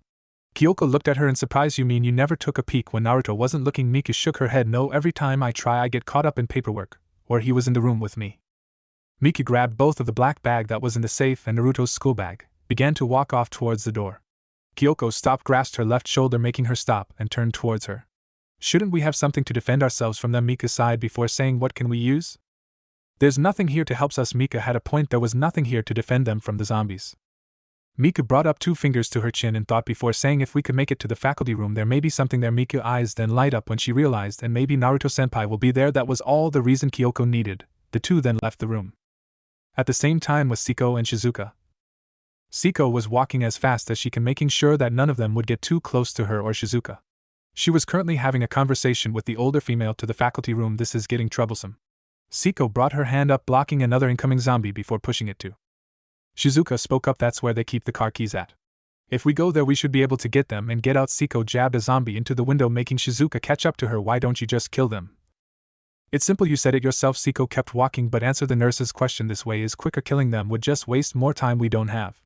They're also a lot stronger than they appear. If one managed to hold on to you, you're good as dead. Shizuka looked at her with awe. Wow, you're amazing. She shifted her, making her feet trip over each other. Siko stopped and looked at the nurse in a compromising position with head down and butt in the air. As Shizuka sat upright, rubbing her hurt head, making her breast juggle with every motion. Ow, that hurt. What's wrong with me? Siko took a knee, looking at the embarrassed blonde skirt, putting her hand on it. You can't run in these clothes. Siko yacked it, making it rip before continuing ripping it until it reached her past her upper thigh and above her waist, revealing a pair of sexy violent panties. Shizuka was on the verge of tear. This is Prada. Siko sighed. What's more important, your life, or a brand name? A flustered Shizuka answered both. Siko didn't even listen to her answer before she heard a loud noise coming from the direction of the faculty room. Without hesitating, she went off and headed off in the direction of the faculty room. Naruto, please be okay, Siko thought as she walked through the halls. Just outside the faculty room. Near the faculty room, Koda was shooting at the incoming infected. Every time he kills one, another shows up to take their place. It was a nightmare. How are you so good at this if you've never done this before? Saya both questioned and yelled into his ear. Takagi-san, could you help me fight here? Koda asked as he shoots another zombie dead on. Why would I do something like that? Saya said as she watched Koda Toke aim before kill 2 more of them. It's because I'm almost out of ammo. Sei just looked hesitant before saying, then I just reload, and when you run out, then I will help you. Koda stopped shooting, turned to Saya before point behind, slight scared. Because there's one right behind you. Saya slowly looked behind, seeing 2 zombies behind her, making her scream, making everyone in near aware of her presence. Saya fell backwards and started to crawl away from the zombie. Get away! Get away! Saya was stuck between life and death. In that moment she closed her eyes and waited for death. As one of the zombie was about to grab her, but a hand gripped a good chunk of its hair, stopping it from getting any closer. Attacking a girl is against school rule, so is trying to eat one too. Your punishment is death. Naruto brought back his tonfa and smashed it into the side of its face, turning on his feet and roundhouse kicked the other one. Naruto looked to see some other people join in and attack the other infected and decided to help by swing at a zombie that was trying to bite the black-haired male. He felt one of his tonfa start to fall apart, making him whisper fuck before killing the last of them by throwing the remains of his weapon at it, and jabbed another in the head. Naruto glanced down at his remaining tonfa before it cracked up and literally fell apart in his hands. What am I going to do now? The only thing I have is a gun, and that would just attract more of those stupid dead brains over. Looking over, he saw the girl he saw earlier that day, Comfort, the pink-hair girl who was shaking like a leaf. Looking at her uniform, he saw that it was covered with blood. When he heard a familiar voice, he looked up when he saw Siko talking to the black-haired student he saved earlier, felt a slight weight lifts of his shoulder when he saw his best friend still alive. Seeing Shizuka comfort the girl and looking around, there was 2 male, not counting himself, 5 females. It wasn't much, but it was something. He then heard. Naruto felt a pair of eyes on him. Looking around, he saw Siko sigh and smiled at him. He just nodded before tilting his towards the door and mouthed, we will talk in there, taking his attention of her, and watched the pink-haired girl, now identified to as Saya, have a freak out as Tashimi. Misuzu, the brown girl Rei, and Shizuka-sensei tried to calm her down. He watched as the 2 guys Koda and Takashi stand back and watch. Before he could do anything, he watched Siko take charge, grabbing Saya by the shoulder and making her look at her reflection in the glass. Naruto watched as the girl cried into Siko's shoulder, sighing to himself when he heard Naruto-senpai. Looking at the direction of the sound, he saw Miku with Kyoko looking far better than the rest. What caught his attention was the bag she was carrying. Naruto-senpai, are you okay? What's happening?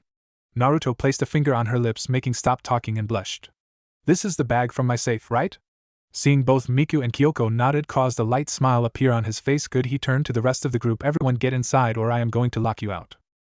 After setting themselves in the faculty room, Saya went to the bathroom to clean up. Toshimi and Misuzu was laying back on their chairs catching their breath. Rei was leaning on her broom staff. Siko was rubbing her shoulders and Kyoko was rubbing her feet. She was wearing high heels. Shizuka was sleeping with her head down on the desk. Naruto was watching the guys build a barricade before stopping them. What are you doing? Kakashi stopped and looked at Naruto before saying, we're building a barricade too. What you're doing is trapping us inside. The door is strong enough to stop them from getting inside until we're armed. Take it down, Naruto interrupted, walking away, leaving Kakashi glaring at Naruto's retreating figure. Kota deciding to leave Kakashi alone and decided to see how Saya was doing. Takagi-san are doing okay? When Kota rounded the corner that led to the bathroom, revealing that she was wearing glasses.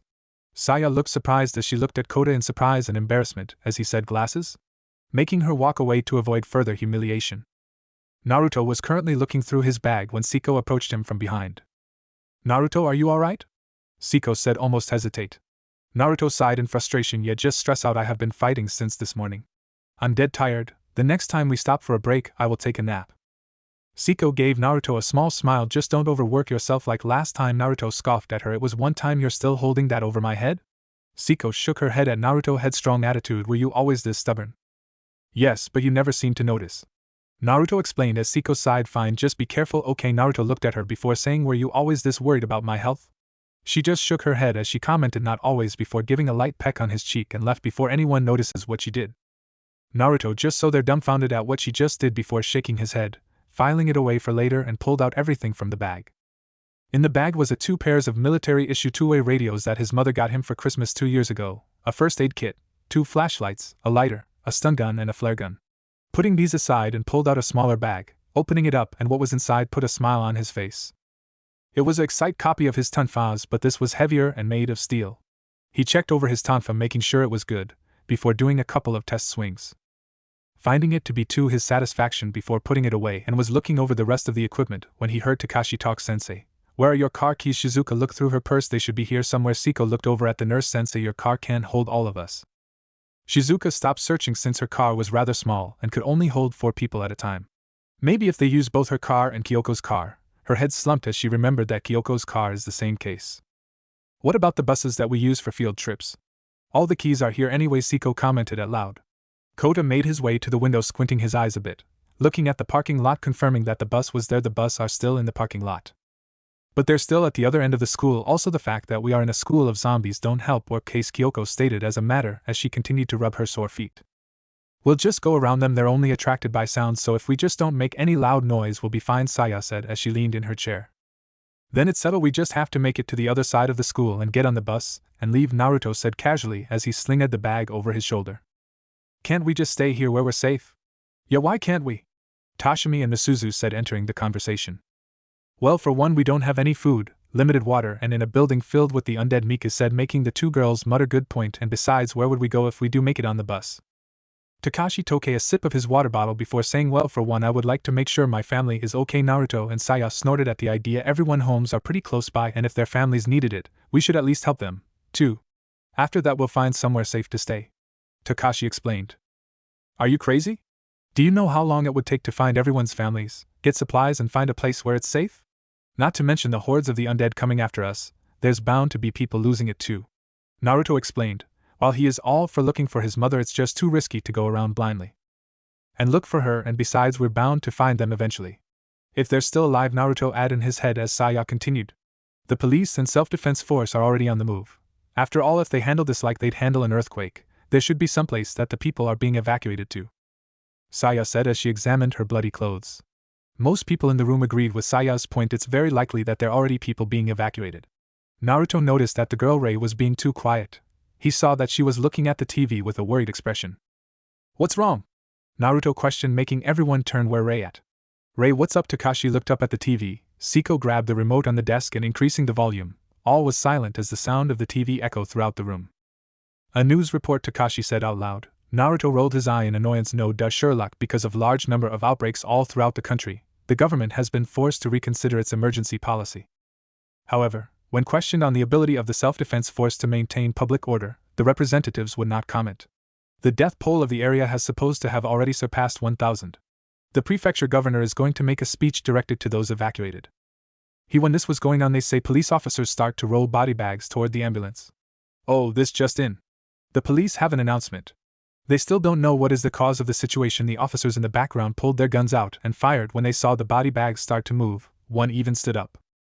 The drop to the ground, the reporter began to scream in her cry for help. The TV began to static until it returned to the news station. Nobody was listening. Is that it? Why aren't they showing anything more? Takashi questioned. Naruto sighed. Was he really stupid? Fortunately, Saya answered the black-haired youth question. They don't want to cause panic among the viewers. Everybody looked at Saya with a confused look except Naruto, who was still watching the news for anything else, but kept an eye on the group. But even with what they just saw? Saya looked toward Ray. It's because of what they just saw. Sei looked back at the TV but kept talking as she pushed up her glass. Fear causes chaos, and chaos can destroy the order of society. Naruto then interrupted, and without order all will be lost. Saya glared at Naruto for interrupting her. Noticing the slight tension in the room, and turned to the TV, explaining that the United States was working to get the situation under control with the president, and most of his staff left westward. While the status of Russia was unknown, but most of Europe was doing a good job in controlling this. The room was silent as everybody was nervous, well, mostly everybody. Koda was the first to speak. Asa News report were always reliable. In the past, Ray was shaking where she stood. I don't believe it. I can't believe it. Nothing like this has ever happened before. Hey, I'm right, aren't I? There's got to be somewhere that's still okay, right? Everything's probably the same as it ever was, Ray said. She gripped to Takashi's arm with tears beginning to fall from her face. Everyone watched as the girl was breaking down in front of them, until Saya spoke. You're completely wrong. Everyone watched Saya and shook. While that was blunt, Naruto thought, most people wouldn't say most things like that, especially in this situation. He decided to keep watching and jump in when things get out of hand. Don't talk like that, Takashi said. Saya just kept talking. I can't help it. The fact is that we are in the middle of a pandemic on our hand. Confusion washed through the room when both Kyoko and Shizuka said a pandemic. This was bad. The second years in the room were still confused. The infection is spreading like wildfire. The rest of the world has the same disease we have here, Saya stated. Is like influenza? Takashi asked, making Saya explained about a similar experience that happened in the 1918 and the Black Death. How did they stop the disease? Tashimi said. Shizuka turned to the girl. There were many theories. A lot of people died, but it ended suddenly. People seemed to have developed immunity to it. Misuzu turned to the window, but people who died come back and started attacking everyone. So there's no way to stop it from spreading? Siko questioned. This was getting too confusing for Tashimi and Misuzu to follow. When Shizuka brightened up, when it gets hot, their muscles will begin to rot, and will fall off their bones, and they won't be able to move if they're skeletons. Siko looked at the blonde nurse. And how long would that take? Making her mutter, a couple of months since it was winter. Naruto watched as they exchanged on what they were going to do. He was about to fall asleep when he felt Mika tugged on his shoulder. Senpai, what are we going to do? He did say anything as he stood up and made his way to the group. How about we stop talking and get out of here? It's going to get dark out, and almost impossible to leave. We can figure out what to do when we find a safer place to stay instead of a building full of them. Everyone stopped talking as they listened to Naruto. Naruto is right. Looking at Siko, but after we check on our families, then we could escape. We're a team. We need to stick together to stay alive. We need to put aside our differences and work together. Got it? Saying the last part to Naruto, as he simply smirked at her. How about we get out of here? Both Miku and Ray said. The fastest way to the parking lot would be through the front entrance, Naruto said as he made his way to the front door. Siko, Ray, can you guard the rear? Make sure nothing gets behind you. Koda, cover us while Takashi and I make a path for you. Oh, and Mika, hold this. Naruto threw Miku his bag as she barely managed to grab it. Okay, let's get out of here. Naruto rushed forward and swung both his tonfas, killing 2 zombies before they saw it coming. We're leaving, don't overdo it. Only fight if we have to, no way to avoid them. Just knocking them over is effective too, Siko informed. Saya decided to speak up about her findings. Guys, they're sensitive to sound. They're strong enough to rip a door off its hinges. If they get you, you'll get eaten. Be careful. Naruto just killed the last zombie with a hit to its neck, breaking it in the process. Looking at the group in confusion. Did you say something? Making everyone sweat drop, as they heard a loud scream at the staircase. The group noticed that 5 students were surrounded by a group of them. Siko dropped from the top of the stair, and with a downward slash hitting one zombie in the head, making its skull cave in. Ray and Takashi quickly dispatched 2 more with a hit to their heads. Koda aimed down the sight and took out 3 of them in quick succession with a headshot. Naruto, not wanting to waste energy, just pushed one down the stairs, causing a domino effect, killing 4 more including the one he pushed. Thank why one of the girls of the group tried to say, But Siko stopped them. Don't speak too loudly. Were any of you bitten? The girl was confused but quickly answered. No, we weren't not taking any chance. Naruto quickly looked them over. Not a drop of blood was on them or any part of their clothing was ripped. This is a good sign, but it was worse when Takashi asked them to join them, making the glare at Takashi. When they agreed, Naruto was trying to kill Takashi with his eyes. This was making their chance of survival decrease. Peering around the corner, Takashi looked both ways, seeing a couple dozen of infected roaming the entrance. He returned to his original position. I don't want to do this, Takashi stated. Saya sighed. Why are we hiding? They can't see us, so it's pointless. Tashimi looked at Saya in annoyance. She was bossing everyone around since the beginning. If they can't see, why don't you go out then and show us? Tashimi said, making Saya jump in fear. Misuzu joined in the attack. Show us. Your theory is correct, Takagi-san. Kyoko looked down the stairs. There's no way we could move quietly with a group this big. We won't be able to move if nobody proves Takagi's theory, Siko explained. True to her word, if they don't move forward, their only choice is to find another way out, but it would take longer if there were zombies at every exit. The only way to get out is to prove the theory right, but the question that would do it. You guys are giving me a headache. I'll do it, Naruto said. Everyone looked shocked and worried for the head prefect. Naruto-kun, you don't have to do this, we could find another way, Kyoko said while Shizuka nodded in agreement. Naruto-senpai, don't do this, you don't have to do this, come on senpai. Tashimi, Misuzu and Mika argued. Siko put her hand up, silencing them, looking to her best friend Naruto. Are you sure? Seeing Naruto glaring and his foot tapping on the ground showing his impatience, he was going to do this no matter what. Okay, don't do anything stupid. Naruto just stayed quiet but saw the worry look on her face, making him nod and made his way down the stairs. With each step, Naruto felt his heart beat faster and faster. It wasn't in fright, it was in excitement. He wanted to take his tonfa out and just hit each and every one of them that gets in his way. But he couldn't. He had to think about the people on top of the stairs. He needs to keep them safe. It is his job. Naruto stopped when one of the dead brains was just inches away from him. He just pushed it out of his way for one reason: it breathed reeks. Looks like her theory was correct. Naruto turned his head up, giving the okay, letting them know that it was safe. One by one they made their way down the stair, until one of the new stragglers' weapon hit the side off the stairs, causing the sound to echo. Run! Takashi yelled at the top of his lung, making everyone run out the door and to the parking lot. Saya was yelling at Takashi, but Naruto couldn't hear the argument as he stayed at the back, making sure none of the group was left behind. Naruto swung left and right, hitting only about a third of them, and making the rest stay away. When the group was close to the bus, the fighters off the group except Kota stayed at the back, either killing or pushing them away. Takashi stopped when he saw the familiar appearance of his old friend, Morita. Seeing this, Naruto saw this, gripped the back of Takashi's jacket, and pulled him away from his undead friend before he was bitten. Takashi, you have to focus. One wrong move, you could die. What's more important, the life of your undead friend or the life of the person that mattered the most to you? This seemed to brought Takashi out of his funk and managed to kill his undead friend. One of the students that was helping to defend the group was quickly overpowered and was being eaten alive. His girlfriend saw it happened, refused to go any further, and went to stay by her boyfriend even if it meant her life. Soon the group got into the bus with Shizuka at the diverse seat with Kyoko in the seat right behind her, and the rest of the group stayed at the front. Kota opened the window and shot at any of the incoming zombies that were coming from behind. Naruto, Siko and Takashi were still outside. Naruto-kun, Komuro-kun, is everyone inside? Naruto just struggled his shoulders as he grabbed a zombie's head and pushed it away before delivering a roundhouse kick to its head. Making his way inside the bus, sitting down on the left side close by the door before closing his eyes for a nap. Yes, now your chance, senpai, Takashi said as he slamming his baseball bat to the side of a zombie's head. This isn't anything like my car, Shizuka said as she tried to figure out how to drive the bus. Just as they were about to close the door, Takashi heard a voice yell, "Wait, who's that?" Takashi asked as Siko made her way to the door to get a better look. That's Shido-senpai, he the homeroom teacher of 3A. Rei, who was nearby, saw Shido and looked murderous. We're ready to go, Shizuka screamed. Just before she put the car into drive, Takashi stopped her. Hold on. Shizuka looked at Takashi with an angry look. They're coming from the front too. If we wait any longer, we won't be able to leave. Takashi looked at the front window, seeing a group of the gathering in front of the bus. Couldn't we run just them over? Saya joined in the conversation. Would everyone be able to fit in here? Takashi nodded and gripped his bat and started to head outside. We're not going to save him, Rei said as she grabbed Takashi, preventing him from leaving the bus. Rei, what the hell are you saying? Takashi yelled at Rei. He was confused. She was trying to stop him from saving the life of their classmates and teacher. We shouldn't save him. That kind of person is better off dead. Naruto from his seat and without opening his eyes said, I have to agree with her, there are some people better left dead. The two looked at Naruto, speechless, hearing him say that was shocking enough.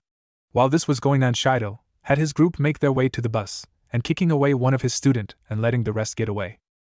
As soon as everyone was inside, Shizuka stepped on the gas pedal and charged through a group of zombies and crashed through the front gate, heading towards the city. Rei looked at Takashi and Shido enraged before she sat down, thinking that he was going to regret ever saving that bastard. Takashi sat in the seat next to her with Siko next to Naruto, who was asleep when everything was going on. The bus took a left and head down, making everyone see the smoke rising from the town. As the bus drove down the street, everyone was seated just watched the scenery pass them by while Koda and Siko were maintaining their weapon. Naruto was still sleeping. All was quiet when Shido stood up from his seat and made his way towards Siko, who was wiping the blood from her back. "And I never got to thank you from saving us, Bisajimiya-san. Are you the leader of the group?" Siko stopped and looked toward the older male and said, "No, we relied on each other to survive. But if there was anyone who was taking charge, it would be Naruto," Siko said, pointing to the sleeping male who shifted lightly, making his head move and making it rest on her shoulder. Siko noticed it but kept herself calm as Shido made a snare on his face before smirking. "That's not good. In order to survive, we need to have a leader who is able to make the tough calls and able to keep us alive," Shido said. The bus was silent after that as they drove, hitting a couple of infected along the way. "Why do we have to be with you guys?" one of the members of Shido's group questioned out loud. "You all decided on where to go without telling us. Wouldn't it have been better to just find someplace we could hide out at in the dorms or in the school?" Everyone was either listening to the guy's rant or was trying to ignore him. Shizuka saw a crash site in front of her, quickly braking and stopped just in time before they crashed into an incoming car going the opposite way, making the driver yell at them. "Tsunoda is right. You know, another member of Shido's group. We're only putting ourselves in more danger by driving this way. We should stop somewhere." Shizuka and Kyoko looked outside the window, seeing a helicopter fly by with people or zombies. They couldn't see it from where they were sitting, trying to get into the helicopter. One of them lost their grip and plummeted to the ground. Shizuka and Kyoko looked like they were going to throw up. "Someone from the back, can't you drive any slower?" That was it. Shizuka stepped on the brake and went to the side of the road, unbuckling her seatbelt, making her breast jiggle from the sudden motion. "That's enough, lay off of me. I've never driven one of these before." Looking at the blonde nurse in surprise, she never yelled back at anyone, even if they're disrespecting her. Tsunoda turned his attention to the person he hated for a long time. "What's with you? What the fuck are you looking at?" Takashi looked both confused and slightly aggravated at Tsunoda. Siko moved Naruto off her shoulder as she stood up and narrowed her eyes at Tsunoda. "Why are you acting this way?" Tsunoda then barked, "I just don't like him, and I especially hate him. I fucking hate these bastards." Point at Takashi, then to the sleeping Naruto, who shifted in his sleep. "Why do you hate me?" "I don't even fucking know you," Takashi said as stood up. Everyone turned to the two teens fighting. Koda looked ready to jump in at any moment, but Saya brought her arm in front of him, making him put down his arm, but kept an eye out just in case. Everyone except Tsunoda saw Rei stand up just as she was about to make her way. Naruto stood. "Well, if you'd be so kind and explain what Takashi and I did to deserve this." Tsunoda just stood there and gritted his teeth together and barked out, "You know what you did, you bastard. You sent me to juvenile hall for a month." Naruto just stared at him before saying, "Well, for one, I don't know who you are, and why would I? I don't have time for brats like you. I got my own things to do instead of paying any attention to people like you." Tsunoda made a fist and charged towards Naruto, coking it and last out hitting Naruto in the face. This brought a smirk on Tsunoda's face until his eyes widened in shock as Naruto didn't bother moving. "Was that it? A 6-year-old girl's is harder than you, and like I said, I don't have time to waste on brats like you," Naruto said, putting the matter to rest, but stopped when he felt the Tsunoda charge at him again. This time, instead of taking the hit, Naruto gripped Tsunoda's fist in his hand, bring his other hand into his front pocket. "You should have just walked away, and now I have to teach you a lesson." Naruto brought his hand out of his pocket, revealing a stun gun in hand, and jammed it into the guy's neck, shocking him to submission. "Shido, I think this trash belongs to you." Naruto grabbed Tsunoda's jacket and tossed him to the shock teacher, making him buckle under the weight of his student. Mostly everyone started in Naruto in fright except the people who really know him. Then Shido began to clap, making Rei and Naruto glare at him. "Well done, Uzumaki-san, but it would have been better to find a non-violent approach instead of charging in recklessly. We don't need a violent leader who rule with fear. We need someone who is able to take control and keep the people safe, who is able to keep order, don't you think?" Shido said as he crept closer to Naruto. "What we need is a leader. A leader just for us." Saya then spoke up, "And let me guess. There's only one person who could shoulder the burden?" Shido just nodded. "I am the only one qualified. I am a teacher." Shido turned on his heels and turned to the back of the bus and to his group. "So how about it? If you all agree with little old me, would you clap your hand?" Shido's group and the people of their group they just saved clapped their hand, making Shido their group leader. He gave a mocking bow and looked at Naruto. "You know what they say, majority rules, so from now on I am in control." Naruto growled at Shido when he heard Sensei open. "Please open the door." "I'm going. I'm leaving." Shizuka was too confused and dumbfounded to answer.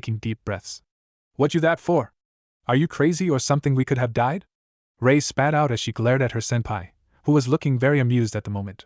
Sorry, a habit that seemed to pop up at different moments. While it is true that it was a habit of his to pull pranks at random, he just doesn't know why he did it. It was mostly in the spare of the moment. Please don't do it again. I almost had a heart attack back there. Naruto nodded and headed back the main road. The ride was quiet. Naruto was focusing on the road. Rei just kept her thoughts on her blonde senpai. The way he acts just confuses her. What she doesn't know was that she was speaking loud enough for Naruto just to hear her. Rei? You say something? Rei stopped muttering to herself when she heard Naruto speak. Nothing, just talking to myself. Naruto just gave a questionable look, turned around and kept on driving. It stayed quiet until Rei spoke up by asking a rather surprising question. Senpai? Naruto turned his head a little, showing that he was listening while I was wondering about you. This caught his attention. There are a lot of rumors about you. Nobody really knows anything about you. You only talk to Bisujima-senpai, Yuki-san and the other senseis. Maybe it's curiosity, but if we're going to work together we should at least get to know each other. Naruto stood silent, his eyes were straight ahead. Sorry, it was a stupid idea. What do you want to know? Naruto said, not taking his eyes from the road. What? Really? Rei asked, completely stupefied. Yeah, why not? It won't hurt anybody. Rei smiled at Naruto, but he couldn't since Rei was wearing a helmet. Well, how about why did you join the disciplinary committee in the first place? You don't look the type to go around and stop people from breaking. Naruto softly chuckled in amusement. Than anything, she hit him right on. That's true, in junior high I wouldn't even thought about joining. I was a delinquent. I got into more trouble than your friend Komuro-san and his group of friends. I skipped school, ruined property, got into street fights, sent people to hospital and myself included. I am ashamed to admit this, but I did almost kill 2 guys when I was younger. Rei was shocked. The Naruto that was right in front of her is completely different than what he said he used to be.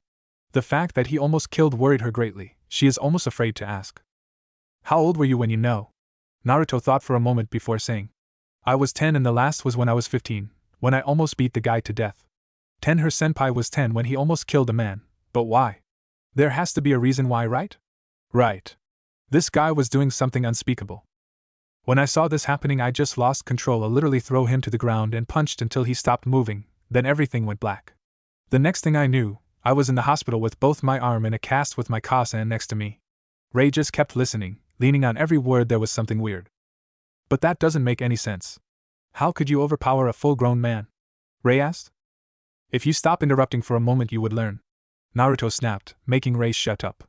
As I was saying, when I woke a little later the doctor came in and explained to the both of us that I should get tested for anything that could explain how I sent someone to the ER. When the results came back I was told that I had muscle hypertrophy syndrome. It's when the person has reduced body fat but has twice the normal muscle mass in their body. Naruto said, answering what the muscle hypertrophy was. After I was released from the hospital, I was handed over to police custody before the case was dropped because who would believe that a full-grown man was almost killed by a 10-year-old brat who could punch his way out of a paper bag. Rei kept listening when she said. Wait, you said 2 guys, what about the other guy?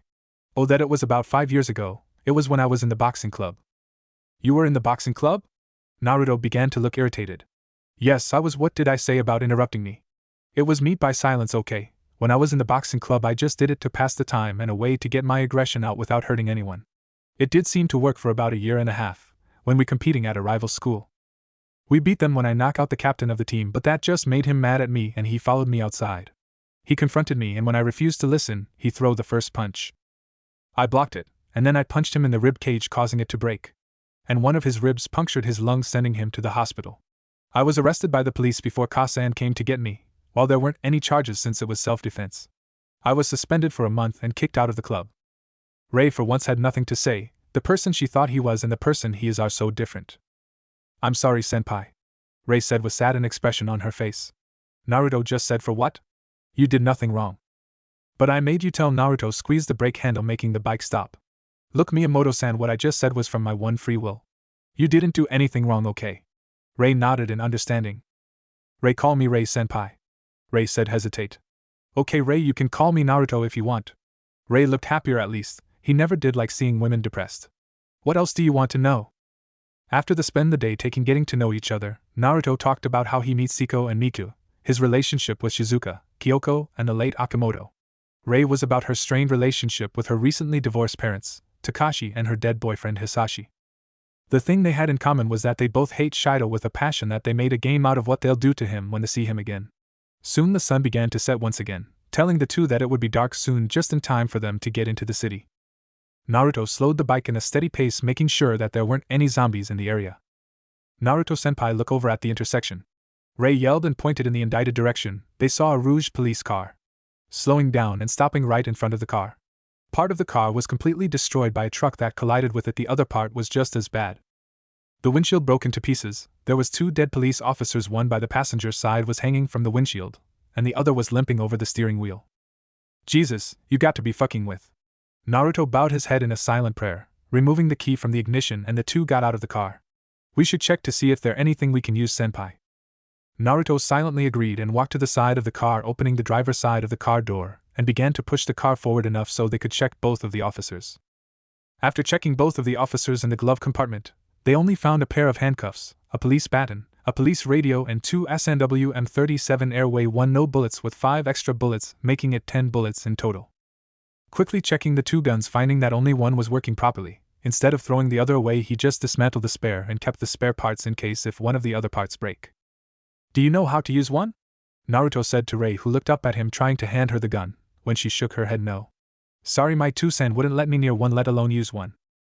Naruto just sighed and stuffed the gun behind his back, under his shirt, making sure it wasn't in view, then stuffed the extra bullets in his left pocket, making sure not to confuse the .38 with the .44. What should we do with the rest? Rei said as she held up the handcuffs and the baton. It's best if we keep them. I have an idea what to do with them, but for now put the baton in the bag and give me the handcuffs. Rei handed him the handcuffs and put the bat in the bag. Naruto-senpai, couldn't we relax a little? We have 2 guns now, don't you think? Naruto just gave a blank stare. He then started the ignition and drove off, not knowing that they were being followed or being watched. After driving for a good 10 minutes, the 2 were forced to stop for gas when it began to run empty. Lucky for them, there happened to be a gas station nearby, rolling the motorcycle to the first gas pump. Taking the top of the gas tank, and the FUCK. Naruto so that he only had 300 yen, not sure about the currency, but let's say it's $3. What's wrong, senpai? Rei said as she backed away slowly, but was still worried about what got him so mad. This is a self-serving machine, which means that we need to put a card in or money, but I only have 300 yen. Great, now what are we going to do? Rei raised her hand up in frustration. If they don't get money soon, then they'll be forced a different way to get to the city, and there is no way is walking. Naruto just looked at the convenience store. Maybe nobody looted this place yet. Rei, hand that bag and wait here, I'm going to check out the place. Rei throw him the bag. Wait, what if something happens? Naruto just looked at her and said, well, just scream if something happens, then I will come to help you. Rei watched he enter the building. She leaned up against the pump and hoped that the blonde would come back soon. Naruto reached for his tonfas and slowly turned the knob, opening the door. The whole store was dark, but the door was open, meaning that someone was here, either alive or dead. The only way to find out was simple. He made his way to one of the shelves and lightly tapped it with the butt of his tonfa, causing the sound of metal banging to softly echo the store.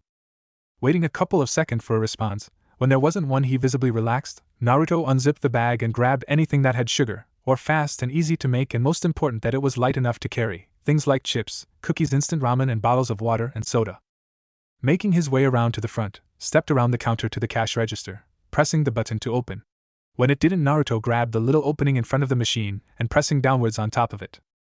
Giving a nice and quick tug, the register opened, but it fell to the ground, making the money go everywhere, taking only the bills and stuffed them in his jacket pocket. Naruto quickly made his way to the front door, hoping that nothing bad happened to Rei. Instead of using his tonfas, he decided to use his stealth hunter, the .44 Magnum. When he got outside, he saw a large tan man holding a knife to Rei's throat. He could tell that was telling her to stop moving. Naruto pointed the barrel of the gun at the man's head, but he couldn't pull the trigger since the guy turned towards him holding the knife closer to Rei. Hey man, you got a hot-ass girlfriend here. Naruto just kept his gun pointed at his head. Let Rei go or I'll blow you off. Got it? Naruto growled out. This guy just laughed at him. Let go, he say. What a stupid way in the hell I would let go of this fine piece of ass. The guy moved his arm that was under Rei's breast, making them move up and down. What, are you mental? Or are you on drugs? The guy laughed harder, keeping a strong grip on Rei, and with crazed look he said, crazy? No shit. I watched my whole family turn to those things. I smashed all their head. My 2-san, my ka-san, my anai-san, and my nei-san. Who wouldn't be crazy after that? When the guy was distracted, Rei pushed the guy away. Senpai, he quickly grabbed on to Rei's left boob, making her moan in pain from the guy gripping it too hard. Naruto was fighting the urge to kill the guy where he stands, but Rei was in front of the guy. Man, you're one lucky bastard. Her voice and tits are great. She got nice big jugs and you get to do this every day. Wait, you haven't, have you? You're fucking retarded. Ha ha ha ha ha ha. The guy reached down and lowered Rei's school uniform, showing a bit of her large breast and pink bra. Naruto was about to snap when he heard Rei calling his name with tears in eyes. Put your gun on the ground and kick it towards me or I'll cut her throat wide open. And give me your bike. Naruto hair was covering his eyes, but put the gun on the slowly, then kicked over to the guy. That's more, I like it. The guy reached down to pick up the gun, Naruto quickly reached behind his back, grabbing the gun, cocked the hammer and fired 2 shots in succession, aiming for the guy's right shoulder and left knee. Rei tossed the guy to the ground and ran towards Naruto, clinging to him as she cried into his shirt. He calmly rubbed her back, hoping to calm her down a bit. Rei, fill up the bike, here's the money, get the bag, it's still inside, and wait for me. I'll take care of him. Rei nodded, grabbing the money, and went to do what she was told, turning back to the guy that was squirming on the ground. I am not done with you. Naruto aimed the gun again, shooting the guy in the other knee. PP, please man, let me go.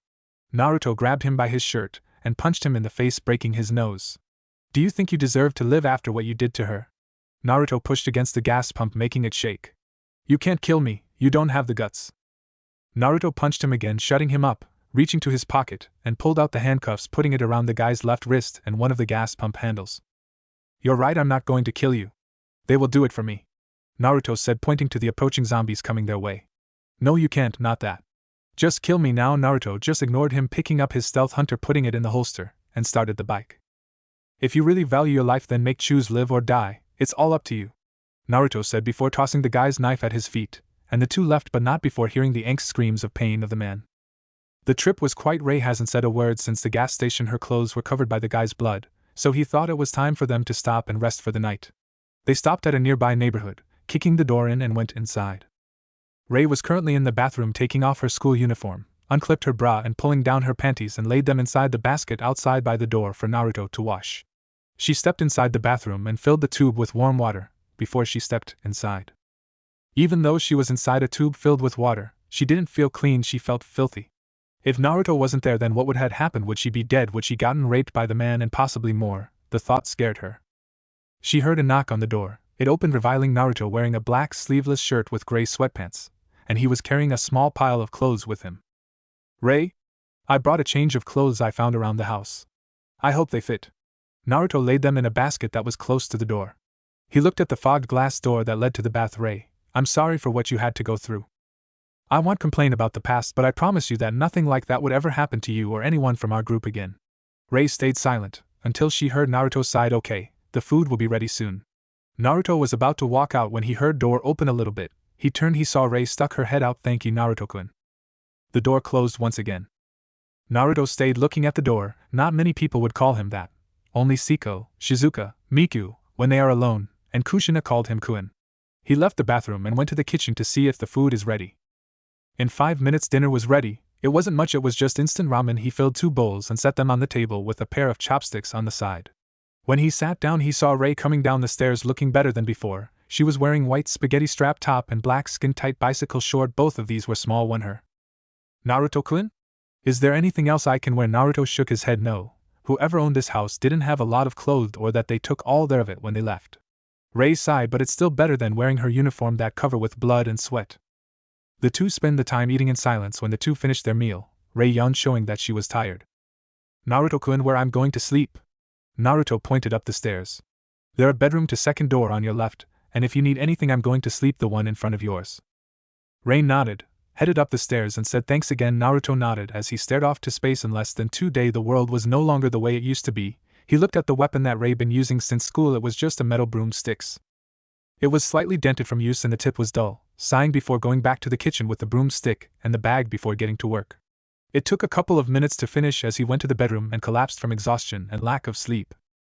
Chapter 6. Together again. At the airport just west of the city. This was the first of many airplanes that were evacuating. All the passengers were checked for any bite marks or scratches on their bodies. This was one of many evacuation stations in the region, so the special forces were given the task of making sure none of the infected would get inside the building. Inside the airplane, one of the co-pilots came back from checking the passengers. We've just finished checking the passengers. None of them are infected, nor are they injured or sick. So we will prepare for takeoff, nor are they already dead, he said as he took his seat at the controls, putting his headset in place when the older pilot spoke up. You have family in Tokyo? Nobody from there is answering. The younger pilot got on the radio. Tokunosu Tower, this is JX-089, we are cleared for takeoff. Soon the tower responded, copy that JX-089, this is Tokunosu Tower. Please stand by runway 34. We have a bit of a problem. The pilots looked at each other. The younger stood from his seat, enough to see the problem. There were zombies on the runway. Soon after, 2 members of the special forces were contacted to take them out. One of them looked through the scope of the sniper, seeing one of the zombies look at her, smiling and adjusting its glasses. What a scumbag, Rika said as she shifted a little to get a better shot. Her partner looked at the same zombie through his scope. He's an actor that was scheduled to shoot a movie here. He was a good man. Distance is 4,500, angle of elevation is -6, slight wind change. You may fire when ready. Her partner sighed. He knew that would be impossible. Yeah, right. You in the top 5 best shooters in the nation. My rank is what? 15? Then I guess you're not touching them.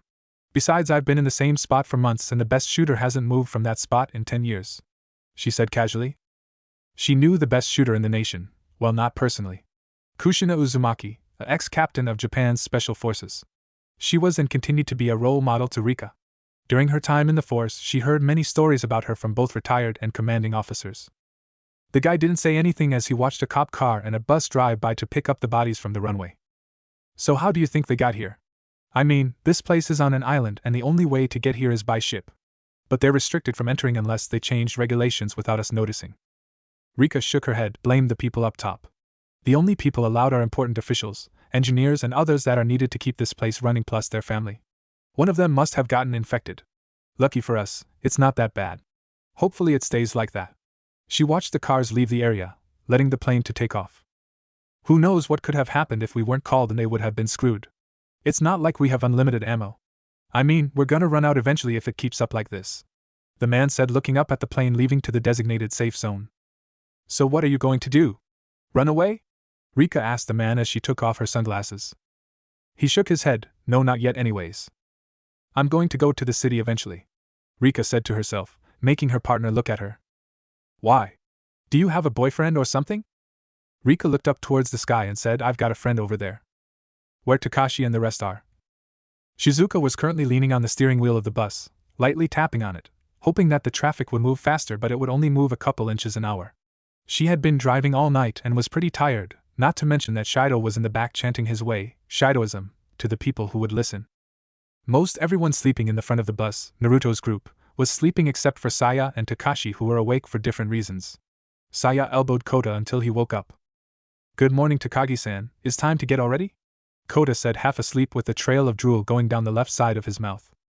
Yeah, it's morning, Saya said, annoyed until she noticed the drool on the side of his mouth. Ugh, you're drooling.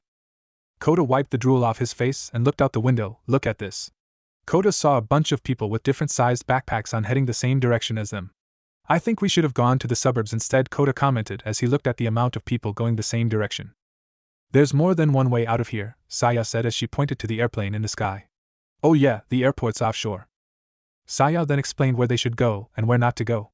She also explained that sooner or later people would start secluding themselves and how Shido had already started. So, should we kick them off? Kota asked with a menacing grin on his face. He really wants to put a bullet in Guy's head, but Saya shook her head no as she shifted her legs a bit. Forget the pedophile over there and his playthings, we've got more important things to worry about, like surviving. We need a plan. Geez, if Naruto were here, he would have made a plan, Aria, Saya said, blushing lightly before Kota looked out the window. He said, how would you know? It's not like you know actually him or anything. Saya looked at Kota with an angry expression on her face. How do I know? Unlike you, I actually know him. She screamed, stopping as she noticed that Kota wasn't looking at her but behind her. When she turned around, she saw everyone, except for Kyoko, who was currently driving the bus, there look at her with the same look of surprise and amusement on their faces. She stood up and walked to another seat on the bus. Takashi, who was looking out the window, worried about Rei and Naruto somewhat. It's not like he didn't like Naruto, it's just that he didn't like them being together. Takashi knew he shouldn't be jealous, but he couldn't help it. Maybe he should act friendlier towards the guy, it's not like he would do anything bad. With Naruto and Rei. Naruto was currently sleeping when he heard the alarm in the room go off, which he ended up smashing. He grudgingly got up when he saw that it was already noon. He discarded the clothes that he was wearing and took a shower. He changed back into the school uniform and went to wake up Rei. He looked around the house when he noticed she wasn't in her room, finding her in the kitchen looking for something. What are you looking for, Rei? Naruto asked, causing her to jump in surprise. I'm looking for my staff, she answered, you know, the one I was carrying for the past 2 days. Naruto looked confused until he remembered that he left it upstairs. I left it upstairs. I'll get it, but be ready, we're leaving. Naruto headed back up the stairs, grabbed the broomstick, and waited for Rei down by the door. It took a good 20 minutes until she came downstairs still dressed in her school uniform. Before we go here, said Naruto, handing it to Rei. I fixed it up a bit. I still look like the broomstick, but all the dents were gone. The top was replaced with a piece of black metal, and it had a single-edged knife at the tip. Naruto-kun, thank you. How were you able to do this? Asked Rei. Well, I just used the police baton and a knife I found in the kitchen and just put them together. Don't worry, it won't fall apart. It's solder, and it's extendable now because of the baton, replied Naruto. Rei nodded as she looked at her new weapon in wonder before Naruto said that it was time to leave. The two packed up their stuff and drove off into the city limits. They could tell that the city was in complete anarchy as they drove by. People were shooting like crazy. It didn't seem to matter whether they were alive or undead. A nearby car blew up in the middle of the street, killing nearby pedestrians and zombies. Naruto and Rei were behind the corner of a building. This is crazy, it's a complete war zone out here, Rei commented as they saw a bald man with a number of tattoos shooting his shotgun wildly. I couldn't agree more, but we need to pass them to get out of here, Naruto said as they began to drive down the street when the bald man saw him. Wait a minute, I know that guy. Let's make him suffer. Rei looked confused and so did Naruto, but he told her to hold on tight as he sped up just as the guy shot at them, hitting the car that was behind them. Naruto swerved out of the way of the man's second gunshot and popped a wheelie, hitting the guy in the face with the front wheel, leaving a gruesome effect. Naruto then spun around and left the street. Why were they after us? I've never met that guy before in my life, Rei said as they turned down another street. Rei, everyone reacts differently. Some people can handle situations better than others. It just depends on whether or not their minds can take it, Naruto said as he made a left turn, the opposite direction of the bridge. Where are you going? The bridge is over there, Rei questioned Naruto, who pointed to the direction of the bridge. Do you want to get in the middle of that? Said Naruto. Rei took a closer look at what was happening in the direction of the bridge. The undead were attacking people, making them abandon their vehicles and make a run for the other side of the bridge. The police were stopping them from crossing, even stopping a group of students by hosing them off the bridge to the river below. It's better if we head to Onbetsu Bridge. I bet that the group is making their way over there as well. Traffic will be worse than here though, which means we might be able to meet them at the bridge, Naruto stated. What if Shido is with them? Asked Rei. Naruto just pointed to his gun holster and said, if he causes any trouble, he'll be asked to leave. If not, Naruto took out his gun and spun it in his hand. I'll give him a gift in the form of a bullet to the head. Rei nodded in agreement as they began to go to Onbetsu Bridge. With the others, Shido was still preaching to the people in the bus. He was talking about how Naruto and Rei didn't belong with them and how that with him, they would survive. This is going to end badly, Saya said to the group, making some nod in agreement. Does this guy always preach like this? Asked Takashi, making everyone who had Shido as a teacher reply with yes. He's always been like that, not like many people actually like him, but he can't get fired for some reason, said Miku as she shrugged her shoulders, watching Shido continue to speak about bad things about Naruto and Rei, making her glare at him. Really? Takashi asked her in surprise. Why is that? Asked Misuzu. She didn't understand what was going on but could tell that they didn't agree with Shido. Not like she was fond of the guy either. He's acting like he's recruiting people to a cult, Siko replied to Misuzu, but Saya scoffed in disagreement. Not like that's exactly what he's been doing. A new cult with Father Shido wanting us to be his first discipline. I mean, look at these people. They're hanging on to every word he says to them. Saya then pointed at the only people listening to Shido. They were mesmerized by what he was saying. The look the people each had said it all, they would do anything he said without hesitation. Don't you guys think that it would be a better idea to leave the bus? Asked Tashimi, looking at the amount of cars in front of them. I mean, there's no way we'll get to the other side anytime soon. Fine with me, I'd rather go with people I trust than with that psycho, said Takashi, pointing at Shido. Besides, we need to find Naruto and Rei, Takashi added, making Tashimi and Misuzu nod in agreement. If we do manage to get across the bridge, we should head in the opposite direction of the police station, I promise, Naruto-kun, said Siko. Shouldn't you be worried more about your family than about Naruto? Replied Saya with an annoyed expression, and maybe a hint of something else. Why wouldn't I be worried about my best friend? Said Siko, smiling at Saya. But my father is the only family I have and he's overseas at a martial arts tournament, so the only people I need to worry about is Naruto and myself. I don't really care much about anyone else, and besides, my father told me to value a promise as much as I value my life. Where do you live, Takagi-san? Mika asked as Saya turned to Naruto's assistant. Well, I live on the other side of the bridge. Same as Kamuro-san, replied Saya, Takashi nodding as well Tashimi and Misuzu since they were staying at each other's house while their parents were out. Kota spoke up, my family is gone right now, so I'll just go with you, Takagi-san. What about you, Hirano-kun? Siko asked while turning to Kota. My father is in jewelry and is in Holland for business. My mother is a fashion designer, so she's in Paris right now. Since when did your life become set up like outdated fictional character? Saya snapped as Shizuka looked amused by the flustered expression Saya had. If this were a manga, then your father would also have been the captain of an ocean liner from another country. Kota chuckled as he sheepishly rubbed the back of his head. That would be my grandfather. My grandmother was a violinist, added Hirano. Saya's eye began to twitch in annoyance. Well, I live right near the elementary school, but my parents are visiting my aunt in the States right now. What about you, sensei? Mika asked, making Saya instantly forget about Kota's interesting family tree. Well, both of my parents are dead and all of my relatives live far away, so I'd rather leave with you, if you don't mind, Kyoko said as Shizuka-san put the emergency brake on and stood up. So what are you going to do? I want to come with along. Siko and Saya looked at the blonde nurse and asked about her family. I don't have any family, my relatives live in the States, and I don't really like Shido-sensei, Shizuka said, making everyone laugh in agreement at the last part. Shido had stopped talking when he noticed that the other people in the bus were talking to themselves, putting on a friendly smile, and decided to try to get the rest to join his group. What's wrong, everyone? We need to work together if we aim to dash? Shido said before Saya turned towards him. It's a bit embarrassing to say, Shido-sensei, but we have our own goals. Besides, this isn't a school trip, so we aren't obligated to be associated with the likes of you, Saya said with a smirk on her face, making Naruto's group stare at Shido's group while they glared in return. Shido looked at them, contemplating about what he should do. He placed his fingers together in front of his face.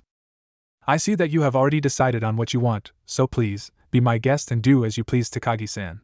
Japan is after all a free country. However, Shido looked at the blonde nurse, licking his lips a little, and said, I'm afraid that I can't allow Mariwaka-sensei to leave. We cannot afford to lose our nurse. Shido began to walk towards Shizuka with pure lust in his eyes. So you'll stay here, will you not? We have poor students who need you. Well, Marikawa-sensei? If you stay here, Takagi-san and her friends will too. We need you to rely on in times of dash? Shido stopped when he felt something cut the side of his cheek and heard one of the students behind him yell. He brought up his left hand to his cheek and felt a small cut on it with a small amount of blood dripping from it. Shido then looked at the only person who could have shot at him. Hi, Hirano-kun? Kota pointed the nail gun at Shido with full intent of shooting at him. I didn't intend to miss. You just got lucky. Shido stepped back a bit. You're not a heartless student. How many people do you think have killed? Huh. I can kill you too. I was just holding back for a long time. I just wanted a normal life, but then again, this isn't exactly normal now, is it? I have absolutely no problem killing people, undead or alive, and I think I'll start with you. Shido was beginning to get scared now. He had never seen this brat acting like this before. Hirano-kun, I always held you up to high esteem. Kota spat at him. You're right. Hey senpai, take the lead if you want, I'll take the rear. Siko looked at Kota in a new light. She was impressed. You're a real man, Hirano-kun. I'm impressed, Siko said, opening the bus door, letting everyone out before closing, but not before Kota said, see, yeah, you narcissistic asshole. It's the same as the last one. What are we going to do now, Naruto-kun?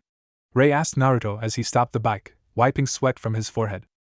I don't think we can cross any of the bridges anytime soon. The government probably set up strict restriction, Naruto said as he looked at the bridge again. Either we wait until we are allowed to cross or take a swim. Ray began to look dejected as Naruto explained their options when she brought up her head to speak when she noticed a very familiar group of people coming down the street ahead of them. Naruto-kun! Ray exclaimed, making him look at Ray before she pointed down the street. Look over there. Naruto turned towards where Ray had pointed while Ray herself stepped off the bike and ran towards the group. Naruto quickly followed after her. Ray jumped onto Shizuka as soon as she was close enough and screamed, Sensei, before giving her a big hug, causing Shizuka to blush in surprise and happiness. Goodness, Miyamoto-san. Naruto-kun, Shizuka said as she smiled at the two of them. Naruto quickly returned the smile. He was happy to see that everyone was safe and sound. I'm glad that you're okay, Naruto-kun, said Siko as she gave Naruto a relieved smile before hugging him tightly, causing Naruto to jump and blush from the sudden contact. When Siko let go, Naruto was assaulted by an orange-haired girl. Naruto-senpai, you're back. Are you hurt? Did anything happen? Miku questioned quickly, but before Naruto could answer he was then pulled away by Toshimi and Misuzu, both asking him if he was okay. Naruto was then saved by Saya. What about me? Huh. Okay, maybe not. I'm glad that you're okay, Saya-san. It's been a while, hasn't it? Naruto replied, saying the last part to himself as he saw the look on Saya's face, but he didn't notice that Rei was glaring at the girls that were currently surrounding Naruto. "Look, I'm fine, okay? Before anything else though, we have other things to worry about," Naruto said, causing everyone to look at him. "Really?" asked Kakashi, slightly irritated about Naruto cutting in on his reunion with Rei. "Like what?" "How about finding a place to stay for the night?" Naruto replied as he glared back at Kakashi. "Naruto's right." This time everyone turned towards Shizuka in surprise. She was holding up her watch, showing that it was already 5:35. "We only have 1 hour until dusk. If it gets dark we won't be able to see where we're going and it'll be rough on everyone. Especially Naruto." "Well, that's true, but where can we stay?" Kyoko said to the female blonde, hoping to get a decent night's sleep and nice hot bath. 2 days wearing the same clothes and staying on a school bus that is almost never clean will make anyone want a bath. "But won't it be crowded?" Misuzu said as if there was a place to stay which would be big enough to hold everyone. Takashi was laughing as if it was joke. "I don't think there's a place nearby that is big nearby to protect us all," Takashi replied casually, making Rei narrow her eyes at him. I know a place we can use. We can walk there," Shizuka said, making Saya look at her before asking, "Is it your boyfriend's place?" Shizuka blushed in embarrassment before saying no, waving her hands around before glancing at Naruto, who looked slightly amused by the situation and the way the nurse was acting. "It's actually one of my girlfriend's places. She's always busy with work, so she asked me to watch the place while she was away," Shizuku explained as Naruto, Kota and Takashi imagined her in a sexy maid's uniform saying, "Have a nice day," as her breasts jumped up and down, making Takashi and Kota get nosebleeds while Naruto visibly blushed. "Is it an apartment? Does it have a nice view?" Kota questioned Shizuka after recovering from the erotic image. "Yes, it's an enormous apartment, and it's right by the river. There's also a convenience store nearby as well," Shizuka replied, making Kota nod before she remembered, "Oh, and she also has a car we can take when we're done. It's like a tank and has 4 doors. Shizuka then began making arm gestures showing how big it was. "I don't care where we go, I just want to go to a place with electricity and running water," Kyoko said as she removed her jacket and began to fan herself with her hand. Normally Naruto would ignore something like this, but for some reason he couldn't. Kyoko caught him staring at her sweaty breasts before giving him a subtle wink. "Damn that woman," Naruto thought to himself. "I agree with Hiyashi-sensei. Me too, we should get going before time runs out," Misuzu and Tashimi said as Naruto got back on the bike, Shizuka right behind him. "Sensei and I will go on the bike, Siko make sure everyone follows," Naruto said as Siko nodded in agreement. Shizuka then hugged Naruto even tighter, pushing her breasts against his back.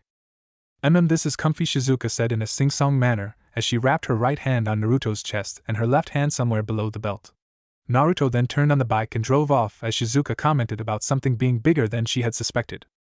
As the rest of the group watched the two drive off, all was silent until Mika commented, "So is anyone else feeling jealous and aroused at the same time?" making everyone nod in agreement before following the two of them. After some mindless chatter and some inappropriate touching on Shizuka's part, they managed to get to the house. What caught Naruto's attention first was the massive military-issued Hummer in the front of the apartment. "Well, that does look like a tank," Naruto thought out loud as Shizuka snuggled against Naruto's back. Naruto then looked at the apartment itself. It had a high stone fence, so no one would be able to get in, with a metal gate. As Naruto looked over at the apartment in marvel, Shizuka waved over the rest of the group. When they got there, they all also noticed the Hummer. "Just what kind of does Marikoa-sensei have?" Tashimi said as Misuzu looked at the inside of the car. "They won't be able to get over the fence, so we can get some much-needed rest," Kyoko said with a smile as she thought about a good night's sleep on a bed instead of a bus seat with Shido nearby. "Hey! Hi Kota-san, come here," Naruto said, stopping himself from saying Kota's last name. Kota looked slightly worried about what Naruto would call him for.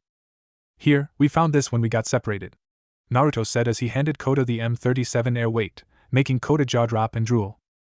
"A gun? A Smith & Wesson M37 Airweight just like the police use?" Kota said in excitement. He regains his composure and then asks Naruto in confusion, "Wait, why are you giving me this?"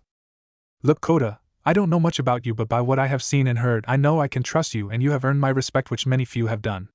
I believe you will do the right thing because we have few fighters here and we need to protect everyone. That's something I can't do by myself, so I need you to help me. Think you can do it?"